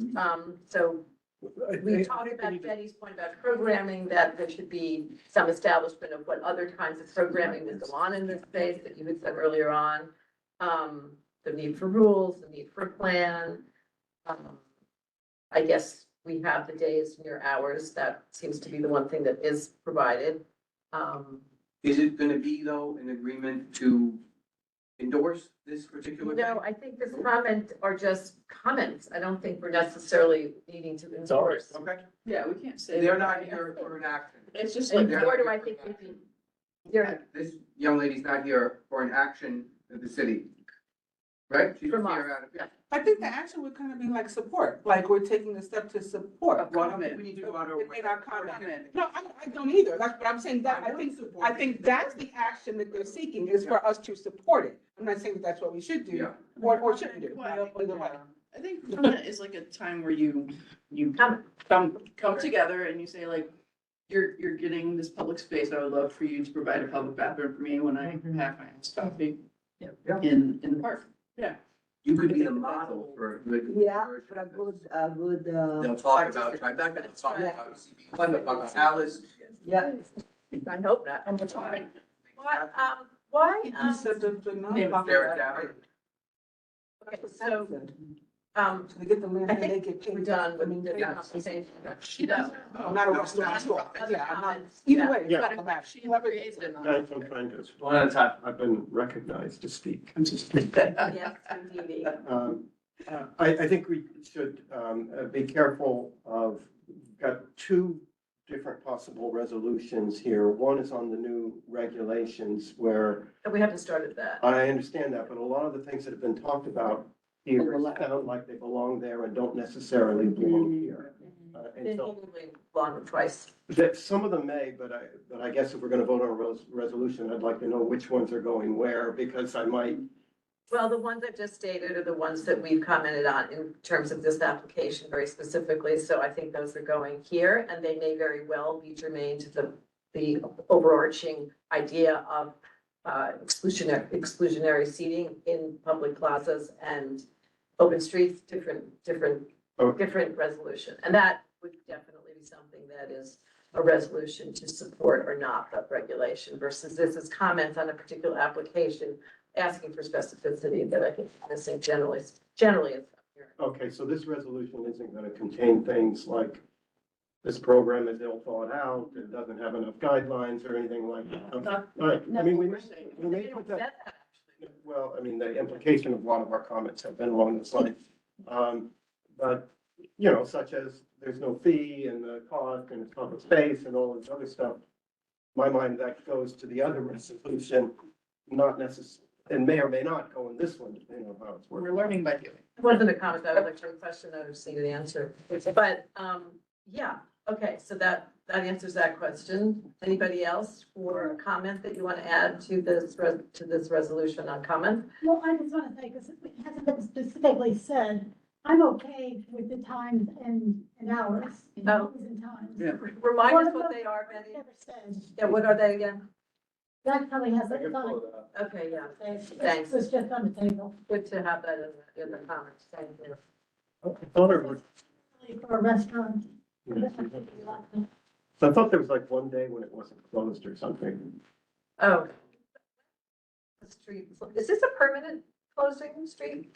Just for the end of the. Yes, till November, when the weather. But I was gonna say, just the Hours. duration of it, which is not 24 hours and it is not 12 What months. is that called, Betty, that type of street closure? There's a name for Closed it. open street.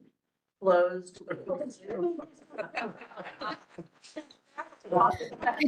It's called a full closure.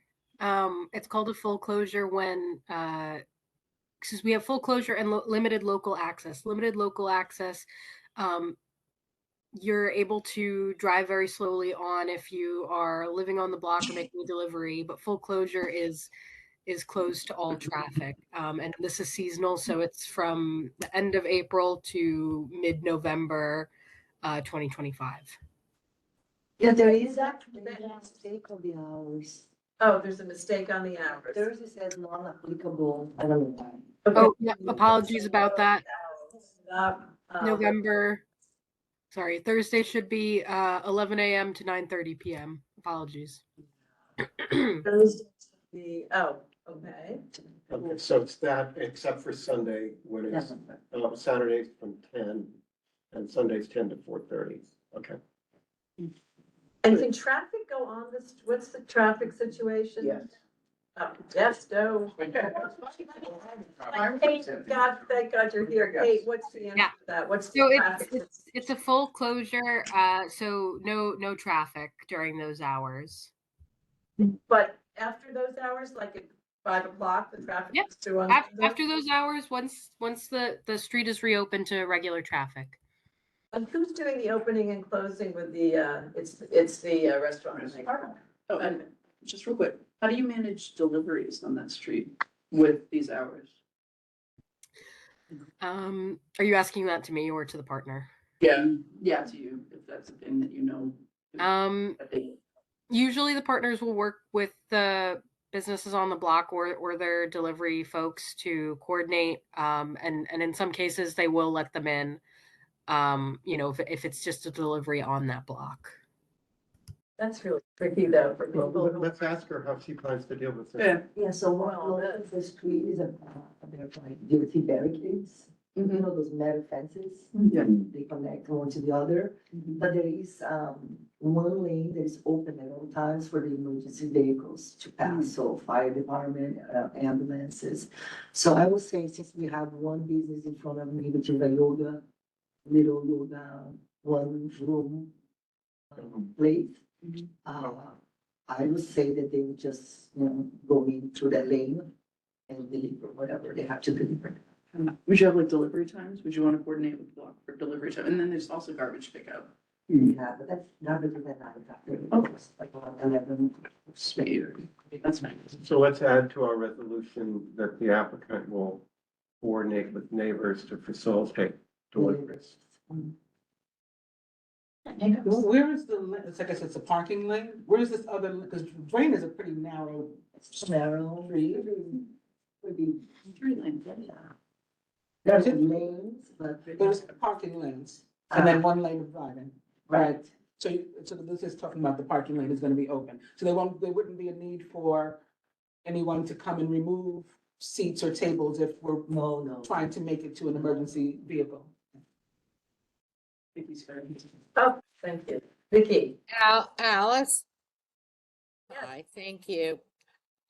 I just want to point out that this issue must be contentious because we have spent over an hour and a half discussing it. Yep. That alone tells you that we have issues as a community. I just want to bring that up. Thank you, Thank Vicky. you. That's a good reminder to move on. I hear you loud and clear. Thanks for the way. Thank you. Thank you to the applicant. Move on or But process. that, that timing for you. Especially because the DOT is doing these, changes that are gonna be voted on the 20th, so I'm like really. Right, thank you. In the fire here. Yeah. I Okay. have a question though, Okay, that'll be, yeah. yeah, because it says here, I applied with my SLA lawyer to open for lunch. So it's not that I'm extending my night hours. Was that you have to come back to licensing, I was told. Yeah. Okay. I was told we'll put you on the agenda next month. That's not the licensing. And I don't know when we'll. I'll give you- The second one, Second one of me. That's their department. yes, it's going to Okay. be Call the question. second. Okay, Main do I policy. have any, do I have any nays? Anybody that's, negative? Nay, no. Anybody who is abstaining? Okay, motion passes with comments as we have stated unanimously at committee. Okay. Thank you so much. So when are you gonna open? My video off, but I'm a yes, thank you. Sorry, I forgot. Zach walked away. Sorry. We gotta do that again.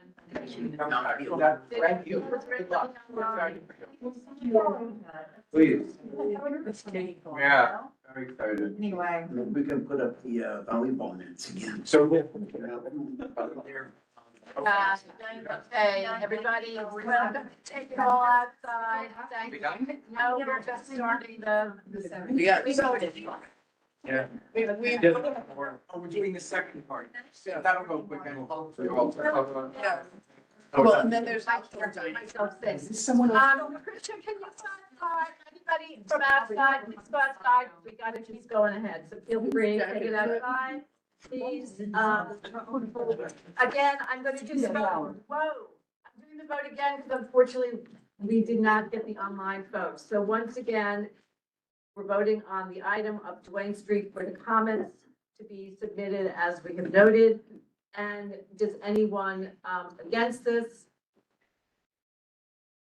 Recuse, Yeah, you handle it. oppose, recuse, Abstain. abstain. All in favor? Everybody on. Thanks a lot. Abstains. Meltzer's abstaining? Okay. Meltzer abstains. Okay. Okay, so, good. Okay, well, thanks very much for the time. Needless to say, yeah, obviously, the segue here is pretty obvious to the first item, which was the DOT proposed rules for the exclusive seating in DOT pedestrian plazas and open streets. So everyone understands. This is not exactly what we just covered. What we just discussed was open streets, not pedestrian plazas. And it was about a commercial enterprise taking over a portion of that street, that specific street.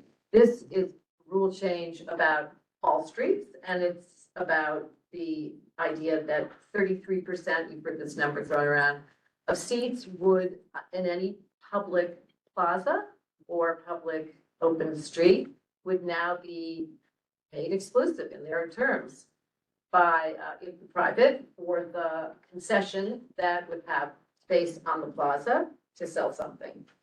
Currently, you see concessions like the one on Bogardus, which sells things, but there's no exclusionary seating. You can sit wherever your little tushy wants and you take your sandwich and sit. Now, and I suspect this has something to do with liquor, I don't know, but there's some campaign here to have this 33%. So anyway, that's what we're talking about. I assume you've all read the regulation. But how would Bogardus change if? It wouldn't.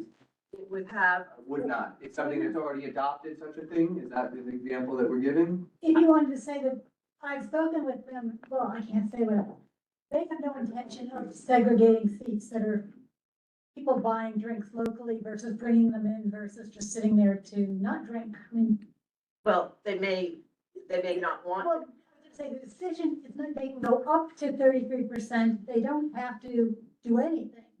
They don't want to, just the plaza partner or the open street partner. Yeah. And they do not have to implement it as a block of closed. They can choose to not implement it because it hasn't been an issue and they don't want to have that kind of deal. So again, the regulation is about taking 33% of a plaza or an open street and saying that's for this concession. Is allowed. They can do whatever they want with that number of seats. And it goes up to 50% if there's, and this is very hard for me to understand. I wanted to, if Kate's still on, what a major concessionaire gets defined as. I don't know what. Something that requires you. Right, which would be an example, because it could, you give, Kate, can you give us an example of a major concessionaire that required you, I don't know what that is. Will have to get back to you on that. I don't have firsthand knowledge of that. Okay, that would be really helpful. I hope you're taking notes on all Who those. gets to be a plaza partner? I'm naive. Who gets to be a plaza partner? How do Well, you get to be that person? you- Will we be plaza partners? yes, Could we we can. live on the plaza? No, because in fact, Barnett Newman is a plaza partner and is maybe reapplying for that, switching to, from another partner, the the developer. So I do know, it's an application process with the Department of Transportation. You can be anyone, you do have to prove that we have to be a 501c3, you have to have certain little bit of sense that you're gonna have a budget to help maintain the plaza that you're talking about. You go into an agreement, legal agreement with the Department of Transportation saying you'll maintain and sponsor this plaza. And generally plazas are advocated for in areas of need, you know, that don't have a lot of green space, that are places that don't have open areas for people and such. Those are the ones that the city generally allegedly, sanctions for plaza dome. So what's happening here is, something new. Now we get the plaza and then we put a concession on it, and we also we're gonna allow a lot of seating on that plaza to be private, and that's a question, whether you believe that's good or not, that's what's at hand here. Go ahead. Didn't Zach just say that if you're a nonprofit, you don't need money for maintenance, they pay you? It's open street. I don't. Or is that not the case for this Not type for of, this type pedestrian of? plazas, Okay. but certainly if we were being paid, I'd be thrilled. They will pay for capital expense to make the plaza, for example, in Barnett Newman, the hope is gonna pay for it. That's why don't we ask our resident expert, Rosa, who is currently a pedestrian plaza partner? Yes. So Yes. she may not be able to answer certain things, and that's out of total respect of her business, but she has a lot of knowledge. Yeah. Okay, so I'll answer all things. No holds barred. So number one is that we have not gotten a single penny from DOT, which Kate can attest to. We are begging for any kind of support that we can get. We are funding everything ourselves. The cost of maintenance alone, even though we rely majority on volunteers because we have no money, let's be honest, the workforce is inconsistent. And even then with volunteers, you actually have to have staff that arrange and coordinate and, sort of drive the volunteers to what needs to be done. So the costs are frankly not minimal. And of course, the more space that you have, the more the costs and materials for the equipment are going to go up. I know that for us right now, we're looking to do power washing, right? Because we have a lot of guck that comes down off of the 100 scuppers that are on the site. And that makes the basketball players and the pickleball players have to play in the guck, which is not great. I know that we have a real problem, which I have brought up to the DOT team with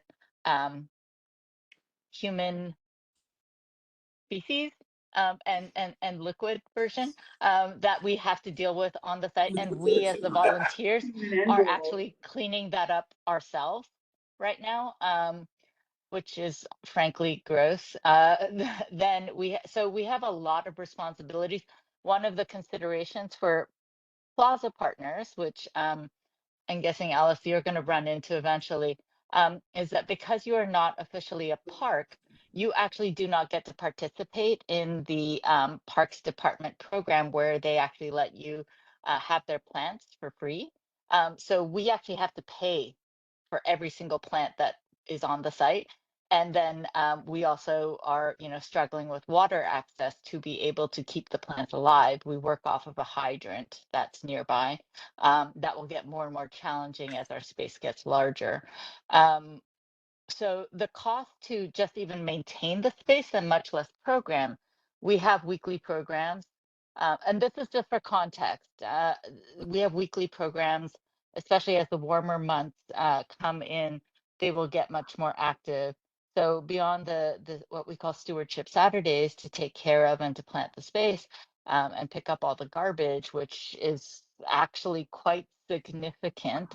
Then we also have yoga, we have Qigong, we have Zumba, we have a lot of things that are coming on. We have opera actually planned for for soon. And so we hope you all come. And then we have a huge community block party that we are planning for May 3rd. And the costs for that are actually quite considerable, but we feel like it's absolutely a necessary thing to put on for the community. So we're, losing money on all of that. So all of that is to say that the cost of maintaining public space, just the maintaining part, are huge, and then the cost of actually programming it so people have a reason to want to come in on a regular basis are also very extensive. And then last note I'm going to say is I did actually look up what that number was, and it is ULURP. So I don't know why they're changing the text, but honestly, it sounds the exact same to me. If you wanted to go to 50%, then you would require ULURP. So yes, basically, I think that it's interesting because there is the question of you don't get any funding from DOT as a Plaza partner. How do you make that money that actually goes towards the required operations and maintenance, which is your legal obligations as a Plaza partner, right? Essentially, it's from donations / whatever public funding you're able to get. Right now, public funding is not particularly high, and in our neighborhood, and with what we found so far, private donations haven't been that high either. And so it is an absolute struggle. Now, I think that depending on the location of each pedestrian plaza, that may change. And even within CB1, I think that probably that will be very, very different. But, that's just the reality of public space maintenance. Yeah, Rosa, thanks, and thanks for all your help on all those questions. And I'm just gonna take questions, just a minute. Jeff was up first. Okay, I thought I understood, Kate to say that with respect to open streets, as this new regulation applies, it is essentially a reduction in the amount of privatization compared to the current situation. That right now, there's no limitation on the percent of the open street that can be used for the exclusive use of whoever is the open street partner. Is that correct, Kate? Yeah, that's a correct understanding. And so with this new regulation, that would be reduced down to 33% or 50% in the ULURP fund if something required ULURP. Follow-up question is that the way it currently works on pedestrian plazas as well? Or is there any privatization or exclusive use for concessionaires or sub-concessionaires currently allowed for a public plaza? So earlier in COVID in 2020, restaurants were allowed to operate on plazas as part of the outdoor dining program. That was not included in the permanent outdoor dining program. And as it stands today, there is not an option for exclusive seating. As I understand, there's not an option for exclusive seating on plazas. And that's also part of the reason this proposed rule has been introduced. Okay, so that's an important distinction I think we should be made aware of, is that the new regulation will allow some exclusive use in plazas that currently does not exist. But with respect to open streets, it places some limits on that. Exclusive seating is currently permitted on open streets, and the regulations would have the effect of actually reducing or at least putting in a limit what could be allowed in open street. Well, I guess I'm confused. I'm not so confused, maybe. So DOT, so with open streets, but for restaurant, when you allow a restaurant to be a partner, then they automatically have the ability to privatize the entire street. Is that what I'm hearing? So for the emergency. Yeah, They have to leave the 15-foot emergency lane. Otherwise, when you partner with anybody on an open street, that partner has the exclusive use of the street. That's how the law reads, or regulations now currently read. So if, I don't know, But There's not an existing mechanism to cap the tables or amount of street space. So this would give us the ability to limit the amount of space they're able to use. But isn't it the whole concept to be like, again, I use the example of a school taking over a street, and that you would want that they have the exclusive use of the whole street because anybody can walk on it and it's open for children to play on Like a and play street. like a play street. So this business of giving it to a commercial It- enterprise is problematic for the very reason we're hearing, which is what we see on Canal, which is you start one and they all take over and the rule that there is that they can take over the whole street. So now you have to limit it. But if you didn't allow for commerce to take over the street, you know, it's kind of a little bit of a question mark in my mind as to whether or not that really works. Anyway, okay, it sounds like Jeff made it. Can I go next? Go ahead. Can I go next? Yes. So I want to point back to what Leia's presentation was in this dialogue, right? About the rise in the residential population without a rise in public space. And the fastest ways that we've seen growing for public space has been open streets, pedestrian plazas, far faster than the building of POPs, you know, with an FAR bonus and stuff like that. I point this out simply because this morning when we sat through the Midtown South rezoning, which is in the middle of ULURP, there is no public realm fund that was included with that rezoning, nor the text amendment. There is no thought to public space. And when asked, DCP and the city specifically said, well, with some hope during some of the building redos that we'll get the existing public spaces upgraded. And I think that that is a really important concept to take a look at. When we're looking at the extraordinary residential growth ahead of us, what are the open streets originally designated for? I appreciate putting limits in on an open street, but when we're looking at something like pedestrian plazas and the success of Bogardus, for example, right? The community who lives around that building came out and said, we absolutely do not want alcohol served at this kiosk and a private area. There's no such thing as enforcement as is. There's no, you know, people are peeing on the buildings, people are shouting. There's no, like, they were wildly against it, the people who live in the building right there. And the plaza partner, and God bless them, they agreed in the very, very beginning when it became a plaza that they would never serve alcohol in the pedestrian plaza. Now they're coming back and asking for it. And they said the reason why was because they wanted to profit share. And so that kind of goes full circle back to not-for-profits like Rosa. It's extremely difficult to make money. So when we're talking about just a general thing of plaza seating, I think there's a difference between a commercial operator and a non-for-profit. A commercial operator who has the ability to privatize an entire street goes against what we're looking for public realm improvements. That is an improvement for one commercial operator. That is not a corridor. That is not all the businesses on the street. That is not public programming. That is not, it may include public seating, maybe not, right? So I think that when we're looking at privatized seating, me personally, I'm glad to add something in for open streets, but I think for pedestrian plazas, we have a problem. 33% is way too high. This is supposed to be public space. It's supposed to add to the public realm.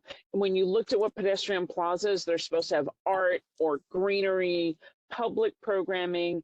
It's supposed to be a public asset, not a privatized asset.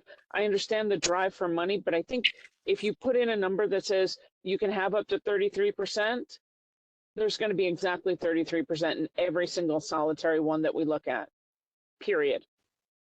Nobody's going to do less out of the joy and courtesy of their heart. That's not the way this works. By law, they can do it up to. And I think if we're looking at this as if it's public space and public realm benefits and not necessarily individual operators, me personally, I would say that 33% and 50% are way too high. I mean, it's up to the board where they think, but I couldn't see making more than a quarter of it. And again, remember, when you're talking about square footage, if you're looking at something like Bogardus, you're talking not square footage.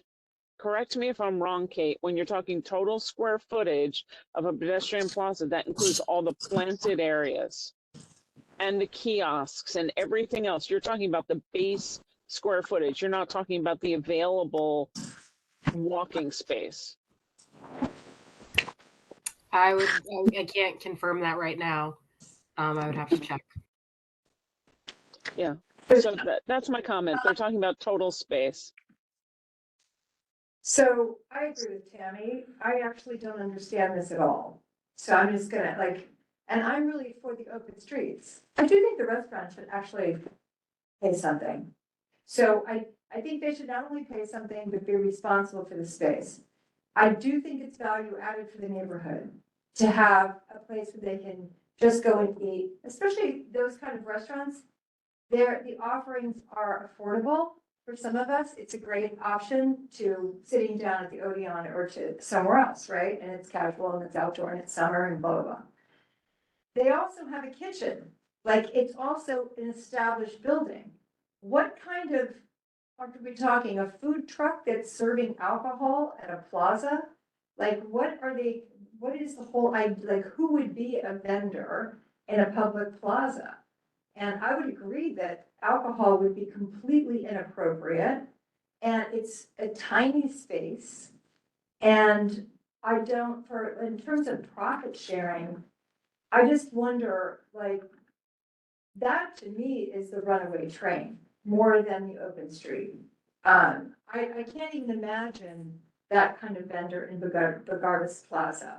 That is a place where people bring their Whole Foods takeout, sit down, read a book, eat their lunch.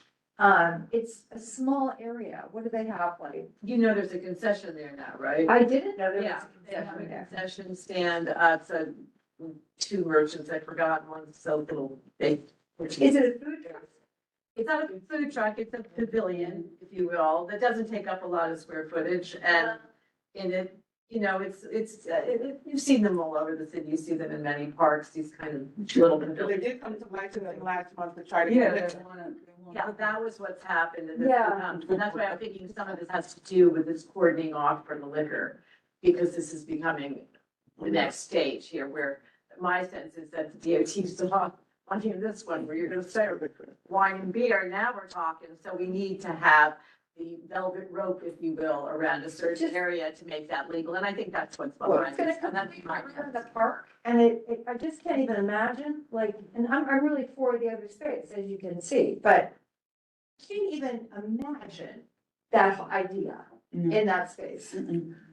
It's unimaginable. These are the questions that are, why we're here. And, it is a very important question, because I think what's really extraordinary here is the fundamental understanding of taking streets and plazas that are public and that were created entirely with that in mind, and asking us to remove 33% because the DOT can't pay for maintaining them, and puts the people like Rosa Chen at risk. But Tricia, can I respond though to Tricia's comments or questions? Because I actually have relevant information.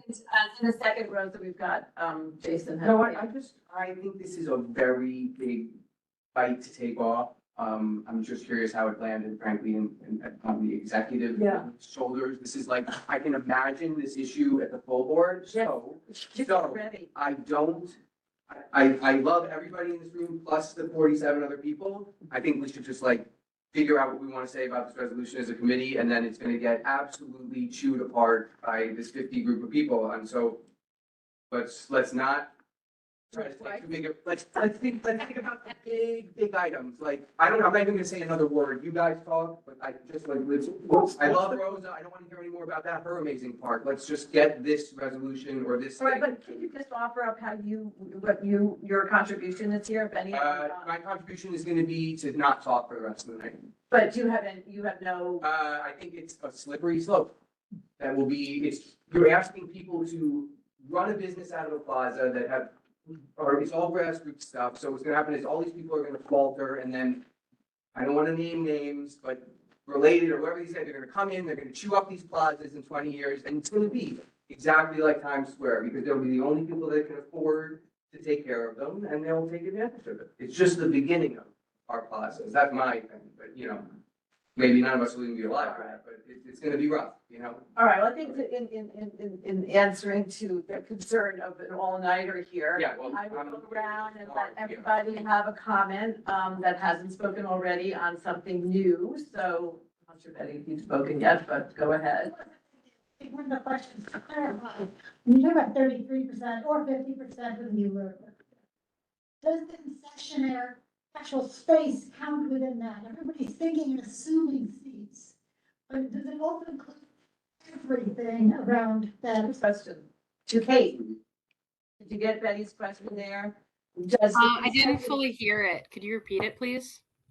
You didn't know.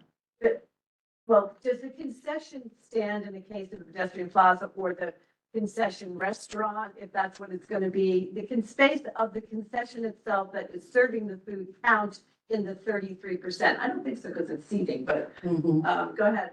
I don't think so. I don't think the business itself counts. But again, I can confirm that. Okay. But okay, go One ahead. quick, I agree with Tricia. I think it's too much public space being privatized, in a poor manner. That's gonna be opening up a can of worms. Okay. I agree with that. For the public plaza portion, the slippery slope aspect of that, I understand potential for revenue to maintain plaza, but in a well-run city, you should not have to do that. Of course, get into parks and other things for the same kind of comment, but open streets is a little different. It sounds like this is an improvement over the status quo with respect to the open streets, but for the public plazas, it's different. Okay.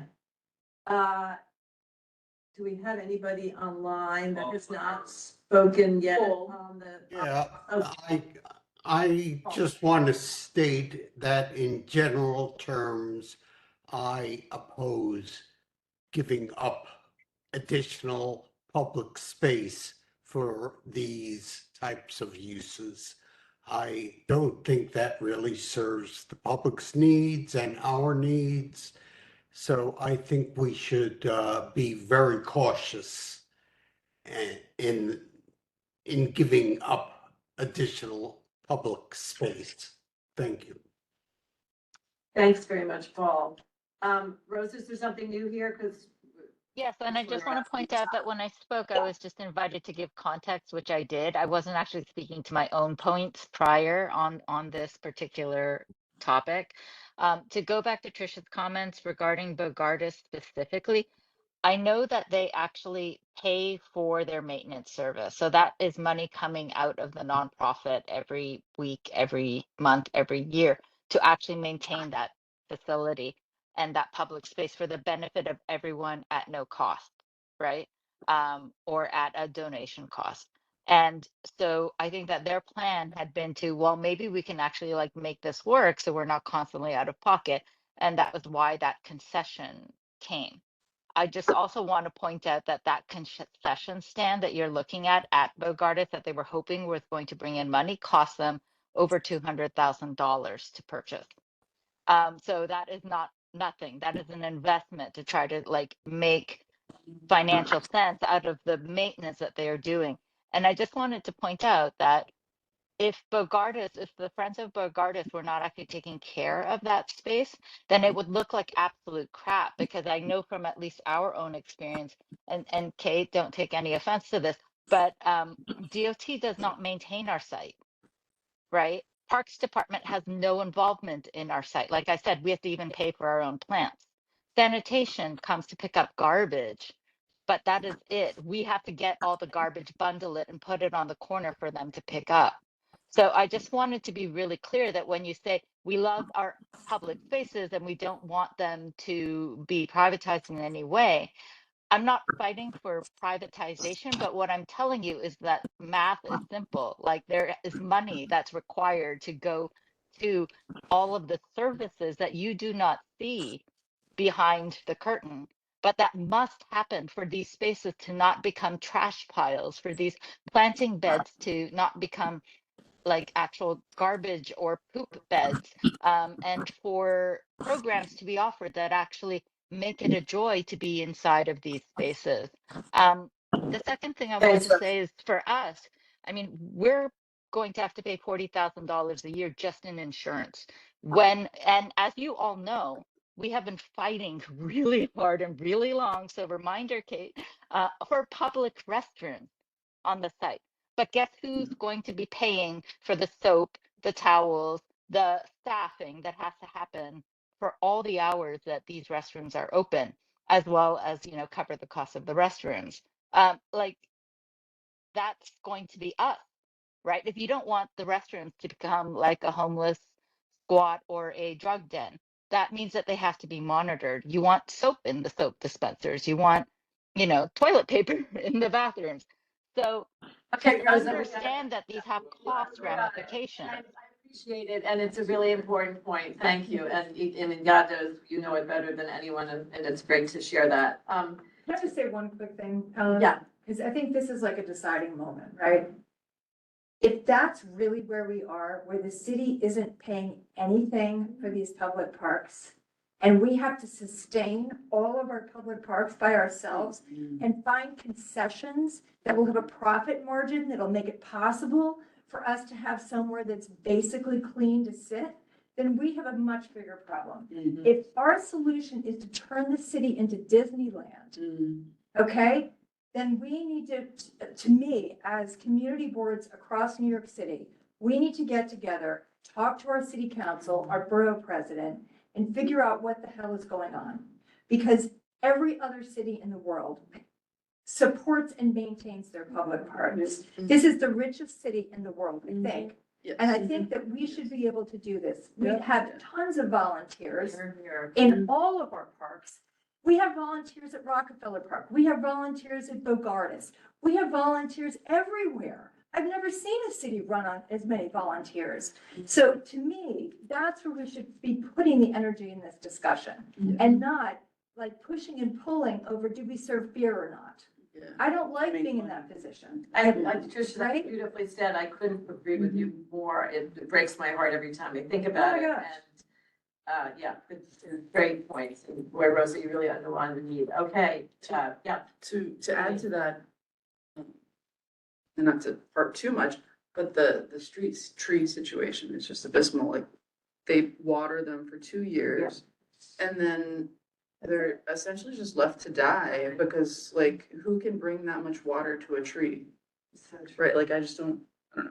Or put mulch around, you have to buy mulch, or the city council people have gotten us a certain amount of mulch, but you have to like spend your weekend, like, and it's sweet and it's community building, but we have the most millionaires out of every city in the whole world. What is it? We have 89 billionaires on Manhattan. Right. And I just feel like, there's a bigger problem here. Mm. And we've done a phenomenal job, if I can pat all of ourselves on the back, when we look at Hudson River Park, when we look at Bogardus, when we look at all of our parks, the way we've made them work, we've found concessions that are appropriate under those circumstances. Can you believe what we've done? It's amazing.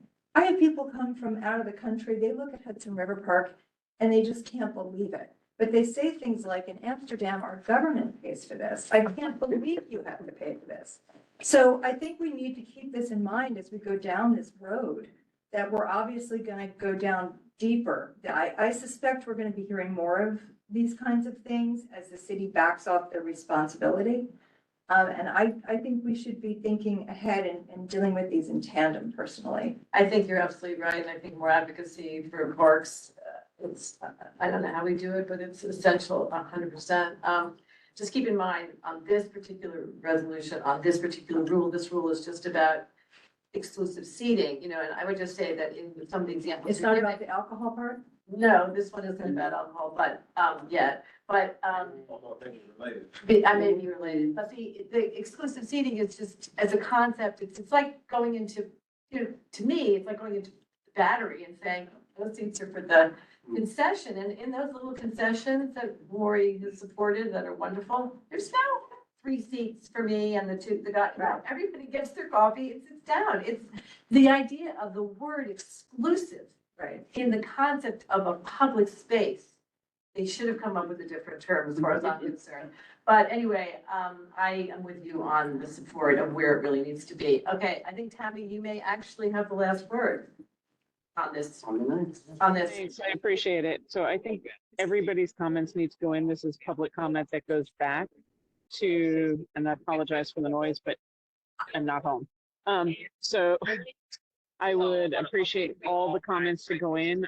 Tricia is not far off. Exclusive seating is something that is related directly to a business property.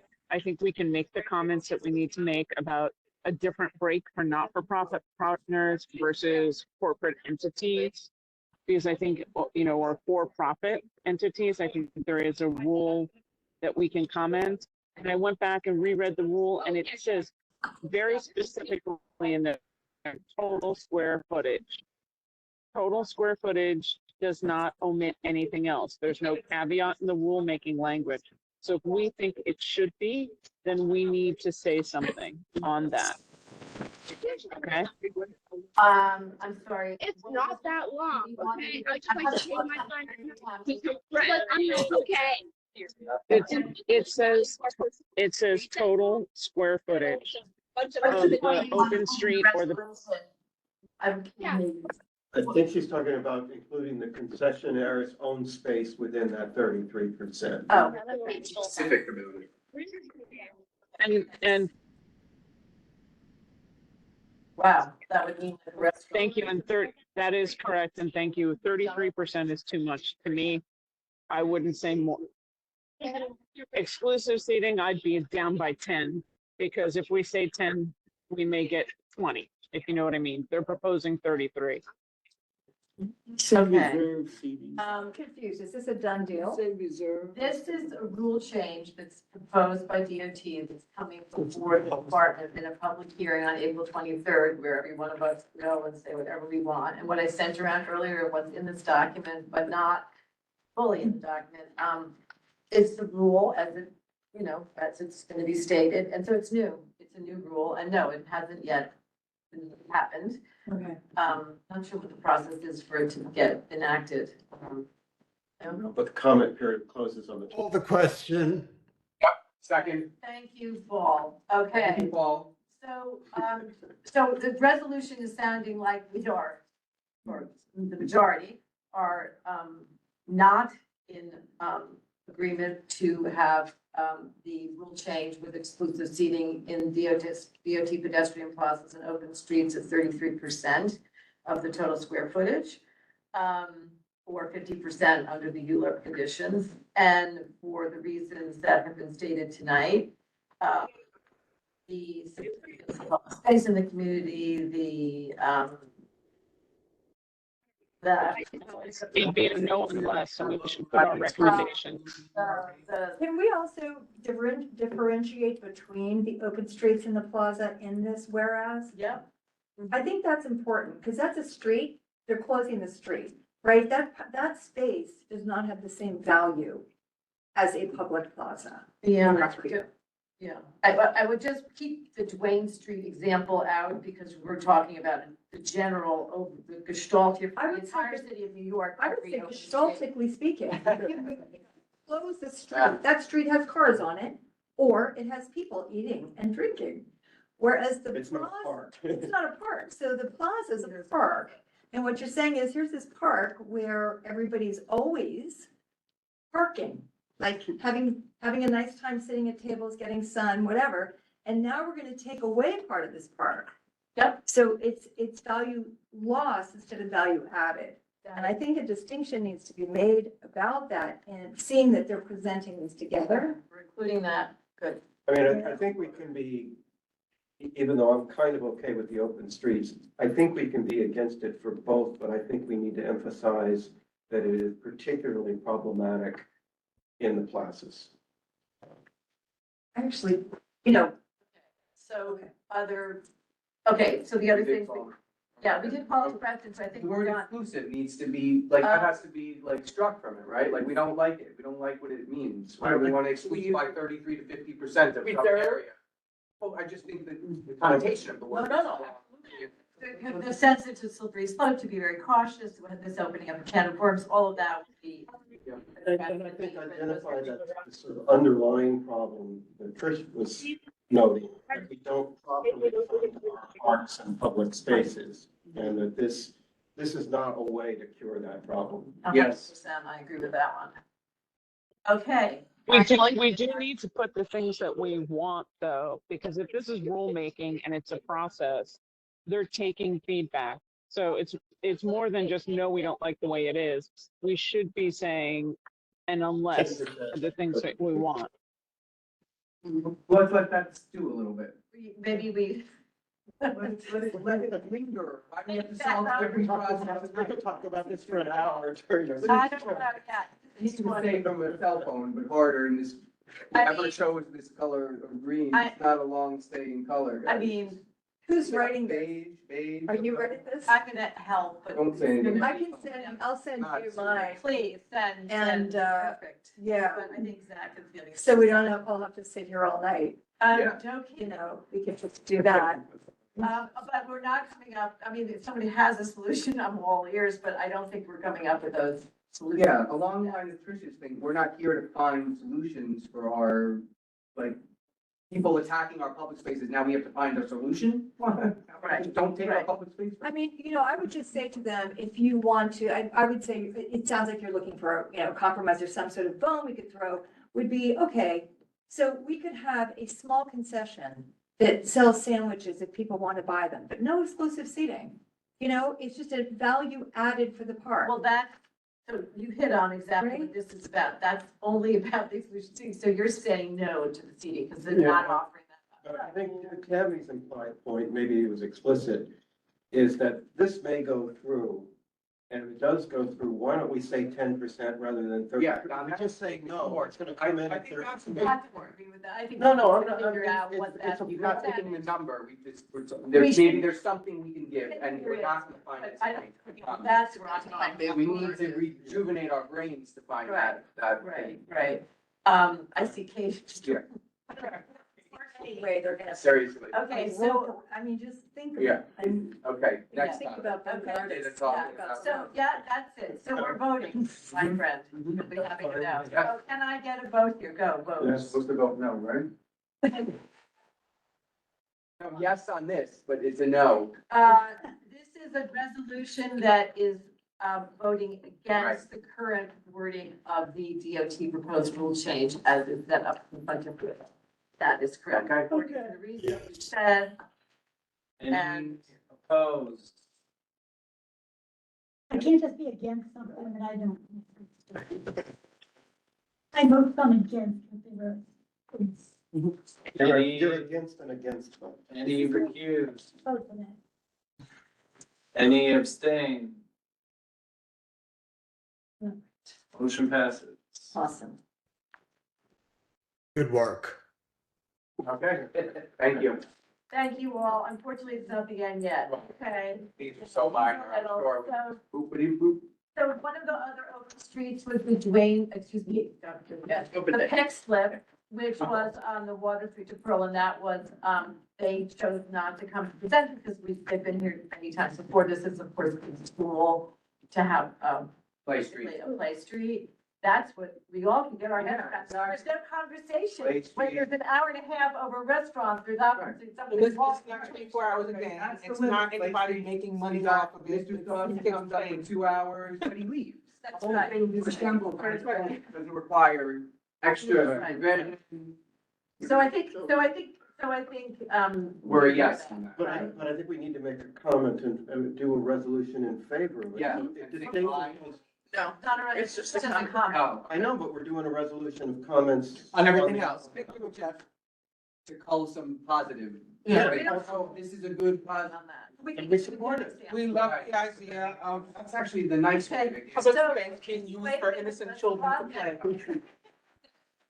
Got it on the resolution, right? That means, do we all, as a committee, support a resolution on, commenting on, That we comment favorably. Yes, I would support that. So we're Okay. voting on A short- making a five, resolution. Bravo, Short and stepping sweet it out. resolution. Points that we like, what we like about it, that it's self-contained, it's self-dissolves, it doesn't. Go for it. Fully consistent. Doesn't with the need money purposes of to run, it's all the things that like we wish, it needs like $1.50. It's not open to the public. Well, you can walk through, if I wanna go to Southbridge from my house, they're not gonna stop me from walking. Yeah.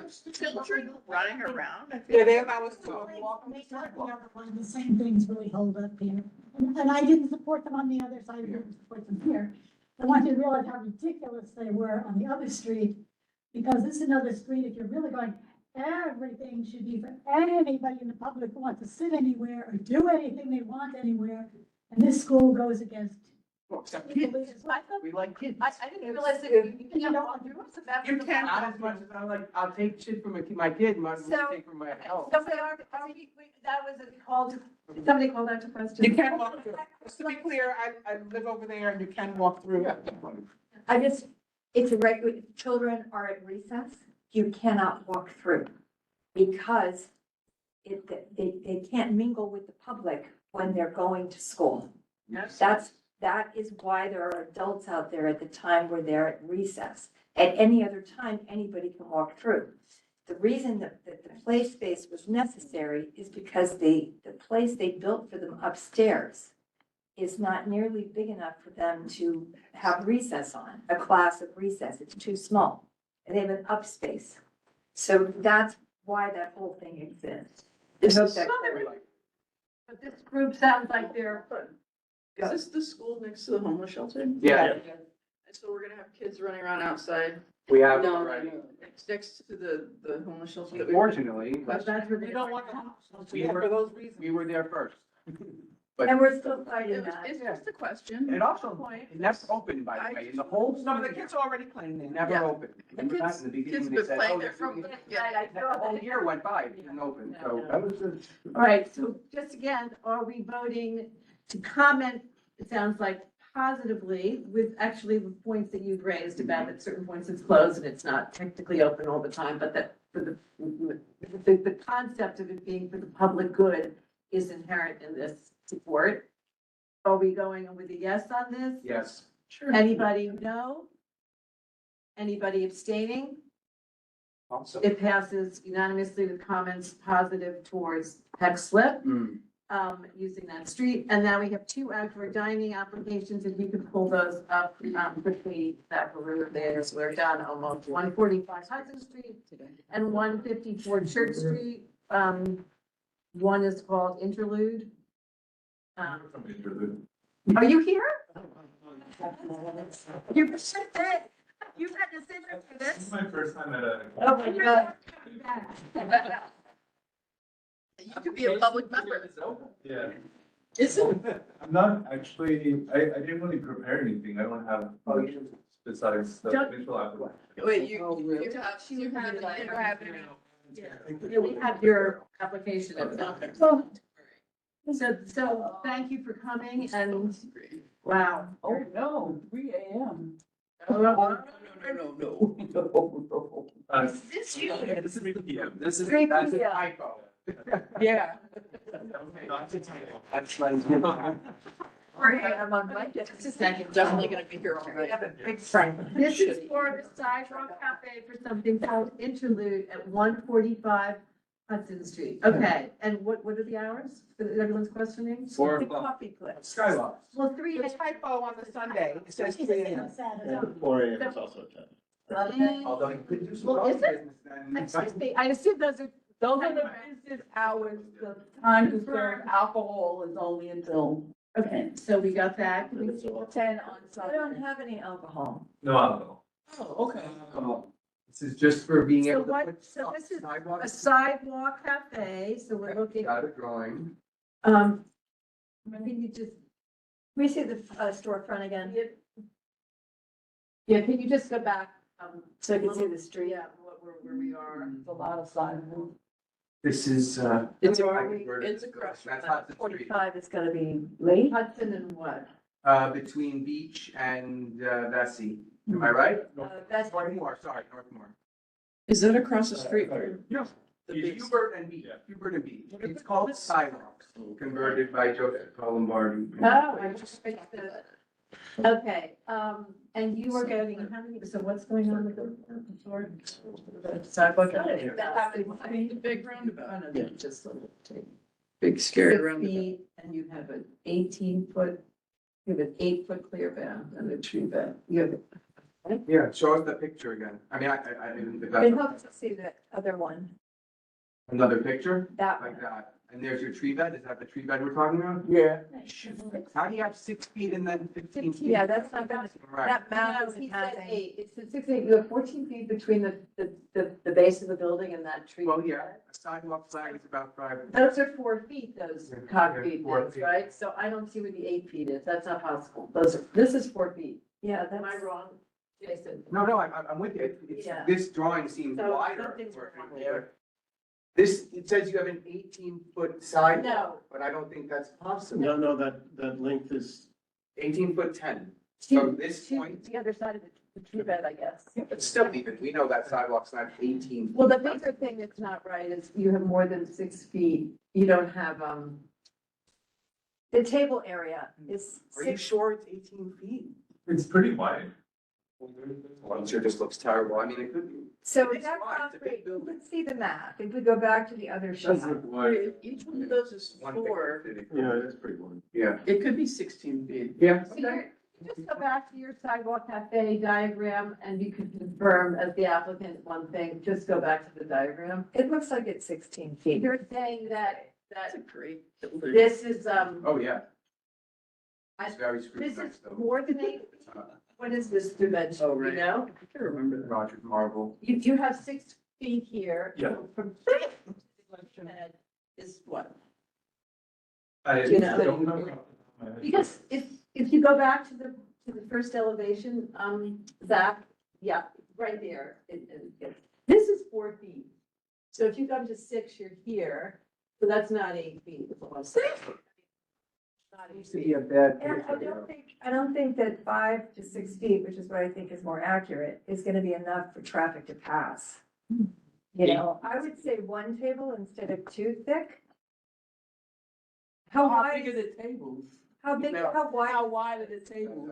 Round. They're like this one. What is? Okay. 3 feet showing, you're saying like that, 3 feet? Yeah, right. You have to get 4 people around it. And they're oval, are they oval? Got They're 4 feet. ovals, yeah. Oh, they are oval, And it's 4. But Alice, if it's 8 feet and it's true, then what can we say anyway? Is it all by DOT standards? I'm just wondering. I don't see these things. Well, it's not in terms of the reality of what you're looking at there, but I don't know. I mean, It has to clear 8 feet from the tree bank. I'm just saying. It has to be 8 If it was 7 feet in reality, but this young man saying it's 8 and that's fine, and of course we have to rule on what we're given, I'm not going there tonight to measure it. Is there any other questions? No, but the DOT did that, so they approved that. Are you applying for any roadbed? No roads. No, you're not applying. How many bathrooms do you have? No matter. No bathroom? No. Property. I don't think you can do that. We have very few seats. The shop is pretty small. Yeah, but you'll have 16 seats outside. How many inside? And you need, if you Do you have. have any inside? people, need a bathroom. Yeah, how many do you have We inside? had 18 seats, inside. 18 inside, and how many do you want outside? 16. Okay. So if you hit Still 20, you have to gotta have have a a toilet. Yeah, you can only Oh, have maybe two about seats inside. outside. Well, You'll have to do that, that's a tip. Make it Yeah, tip. but it has to anything, be ADA. anything compliant over too. 20 people. Yeah. It's a needs bathroom. a bath. So you have to do a bathroom, or you have to lessen your tables outside, it sounds like, you don't have to make less. Or inside. Or inside. Well, we're just talking about having a little room on the block. Well, I thought. No, but inside is year-round. Capacity of Here, the inside is his year-round operation, so why would he want It's to the reduce capacity of the inside? business. You know what I mean? Yeah, when you have 20 seats in the bathroom, if you have Seats outside. more I than think I 74 seats, you need an additional. Yeah. Yes, So, as but- much as I could. So It's say- one bathroom per every 74 How many seats, whether they're seats inside or again? outside. Hang on again, just a minute. How many seats inside do you have? Up to 18. You have 18 seats Yeah. inside, and you're saying, Mimi, that with 20, he needs to offer up the bathroom. So you really needs can to only have a have 2 seats outside or Remove seats from inside. remove seats, I guess. Is that We true? have a bathroom, we just don't have it accessible Right. right now. So can you, Can you make it then you accessible? can have to, Make it gonna have to accessible, we just. Is it ADA compliant? Yeah. Passes by our stockroom, so we would have to put cages and like doors and locks on and stuff. well, you have to, you're gonna be signing something, I mean, Can you're. you say tonight that you follow the laws as they apply to bathroom providing? That sounds good. Okay, what did you agree to? I couldn't hear So you. whatever laws prevail for providing bathrooms, he will adhere to those laws. Okay. I don't want to speak for him, but I just also He don't. might also be, I worked late, so I couldn't Say yes. the resolution. Okay, so we are, writing a resolution on this that will, agree to that you are going to have bathrooms accessible to the public because you have over. Should he meet the, or should it be a requirement because he met the 20 seat? Right. Because we're not experts. There could be a waiver, there could be a million things. We're not experts. I know, I just say read that it on and the like, internet. yeah, right. Oh, And he's gonna correct the time on the thing just for. correct. But this is what we've come up with in licensing. That you are also That saying With that 20 whatever seats, you need number. of one, seats with seven, at with the- more than 74 seats, you need another one. What, just a minute, whatever you put out on the street will allow for an 8-foot clearance between the edge of your table and that tree Yes. bed. Awesome. If not, you're gonna have to amend it, Okay. okay? It's not just the tables, it has to be the tables and the service area, so it has to be their whole.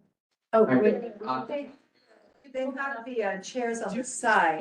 just the surface area, You can't have Do you have a tables? chair back, you know, like this. on is side that, of is it. that, does that work? There's no table service.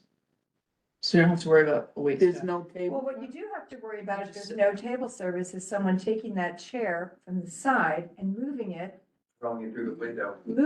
over to the sidewalk, the clearance area. Barrier, I infringing think on you're gonna need to either maybe not take ovals if you can, you know, or, because that doesn't look like it's, I don't know how you get in and out of that table and still Yeah. clear that 8 feet and that. Yeah. I do think you're gonna need to take out 2 tables Yeah. or make it narrower. Have you tried Viva shape? No. It's not gonna be movable furniture, so it's not gonna be fixed at all, so I'll be able to make adjustments. Well, before you purchase it, if you haven't already, you might want to just do a little more time. Just 2 at a time. Okay, so you're gonna make sure that, People don't move. Right. so we're only gonna agree to 16 seats and 4 tables, which to me seems like a lot there. So why don't we agree to the footprints then, instead of the Yeah. tables? Is that possible? I like that. You can't go past what, you know, this, in this area. And chairs I've can't, seen these as little stool, I mean, I get what he's saying, they're not big Well, chairs but that are. there's a cast concern that the 16, what is it, 16 chairs and 4 tables will not actually fit. They're definitely allowable space, and that the applicant agrees to make sure that it does. Is He that stays something within we the could- boundary of his 6 foot legal 5. area that he can occupy outside. I of would not his- say 6 feet because Allows- I don't think the math is mathing. I think he doesn't have 6 feet. I think he has 5.5, maybe, right, so. maybe 5 to keep the 8 feet. And so I agree that we should just talk about space and not tables. Because it's just, we're gonna strangle ourselves. Okay, You know? so in the space, Stay within the boundaries of this diagram and all the legal boundaries of clearances the I wouldn't- DOT has. I wouldn't say this diagram, because I think the Okay, diagram's wrong. The DOT standards. But leaving the 8 foot, because keep in Moving mind, 8 foot, which is important. it doesn't have to be flush all the way across. Many of them did with a tree pit like that, where they had to go 8 feet from the tree pit. Once they got past the tree pit, they could get to 8 feet easily. Yeah. It's in their space. The You rest can of take them it are one- 10 foot out. Be in my path. Right. They make it as long as it is It's safe. not pure rectangle. so that still would take it down. Okay, so you're agreeing Yeah. to potentially reduce the number of tables to allow that you have an 8-foot terrace? The diagram there was not a literal, actual amount of furniture that we would have out there, but more of just an estimation, but we would stay within the boundaries that we are. All right, I think we've got our resolution. Do we have, I'm sure I'm gonna hear a second before. No. It's a crew though. These guys. Do we have anybody who is against this? Passed. Anybody that pass abstains? Okay. Or recuse. Recuses, thank you, Jeff. Okay. Motion passes. Did I look online? I hope. All right, well, you know, you're not out of the water yet, but I think Jessica could. One more. Nothing happened in our committee, I promise you. 151 Church Street. Thank you very much. Thank you very much. Good night, thank you. We're I'm definitely gonna let this sounds. Do you have anyone from 154 Church? No, not here, online. Oh. Can you pull that one up? Yeah. We're almost there, gang. Wow, thank you. This is real thing. I got landed at the right night. Yeah, this is something, Alex. You should get an award for this. I don't you? I'll take your award. Okay, okay. All right.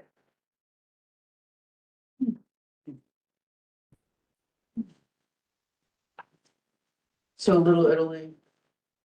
Oh, we're gonna do Little Italy? Or the Little Italy? No, they want to sit outside. Yeah, they don't have a sidewalk. This is a interesting one. Do we have anybody from, No. no, We're not responsible. if they don't show up, then we would have to look at it. Well. Okay, they're on the corner already. We know these guys, right? So you see Church this, and Chamber. Former Belladonna. you see this little, Where are my church? Yeah. Can't see your 154 Church. Church and Chamber. Chambers, right. Where that's, Yeah, now where been up is the for like intersection? 5 Go to years. the ball field. What is this? What's wrong? Is that there? Yes, Italy pizza. What pizza? It's actually, it's good pizza. Yeah. It's very good pizza. The one pizza place. I go to the one on Canal. They are good. Okay. Yeah. see that little table? Oh, that's Yeah. very useful. Yeah, that's Yeah. 2 people sitting there. That's all they want. They want 2 on each. Do we want to expand? Do they want on that side? Do they want on the other side too? That's it. I With have those to 2 say, tables? they already have that, I think. I know, No, it's, no, and there's 2 more on the other street. Isn't that, what does that say? These are what No. they're proposing. They want 2 seats. One table, 2 seats. and this, Oh my no, God. oh, that's a man. Wait, can you eat inside this pizza? Yes, Yes. yeah, it's small. No, it's a, you can eat inside, but it's to have a counter and maybe. I mean, shoot, this isn't a corner I'd ever want to eat anything on for a long time. I mean, they can find 2 people But to it- eat under that. You would be so surprised at people sitting next to the trash can, the subway. Underneath, they've put the Seriously. scaffold. Yeah. It's the For most. tourists. These restaurants, the man you just saw who spent this whole Yeah. night here and this guy, they're coming in, they're paying the city to take the space. They're coming, they're applying, they're allowing the community board to review this, right? All of this is happening. Whereas the other one, there is no requirement for any community to review. Yeah. so You know, that's when the you take point. over a street, 0. That It's point should all be put into this thing yes, as a I- contrast. okay, we- Absolutely, I that, passed that that. embodies exactly All what right, we were but saying. anyway, I just want to point that out, like what the difference Yeah, is. and these people also are say what you want about the pizza, Little Italy's a big part of our community, they have 4 restaurants, they sell a ton Oh, of yeah. pizza, like, they're not trying to rip, I'm just saying, like, it's an honest, good business. you It know? really is, I mean, I can't say enough. Efficient to take our public space, and we're saying, Yeah. yes, it's a benefit to have that table there. Whereas, let me have the street, I have no idea, how many tables, but let's go with it. They're gonna sell. Sorry, but anyway, Yeah. That I said publicly. Okay. But anyway, we gotta Yeah, vote. yeah. Do I have somebody's gotta. Call question. The 2 seats are great. Second. Okay, anybody opposed? Any refusals, any abstentions? Okay, that's it. All right. Good job. I- Yes, is this a new member? I'm so sorry. Oh, no, I'm Not even a member. not yet. I actually applied online, but Cool. I'm a resident in the financial district. Welcome. Thank you for coming. To come out for the. Amazing. What's your name? Jamal Jason, Jason, you are my hero. Showing up. Yeah, right? This is your trial by fire. So you would like to do this?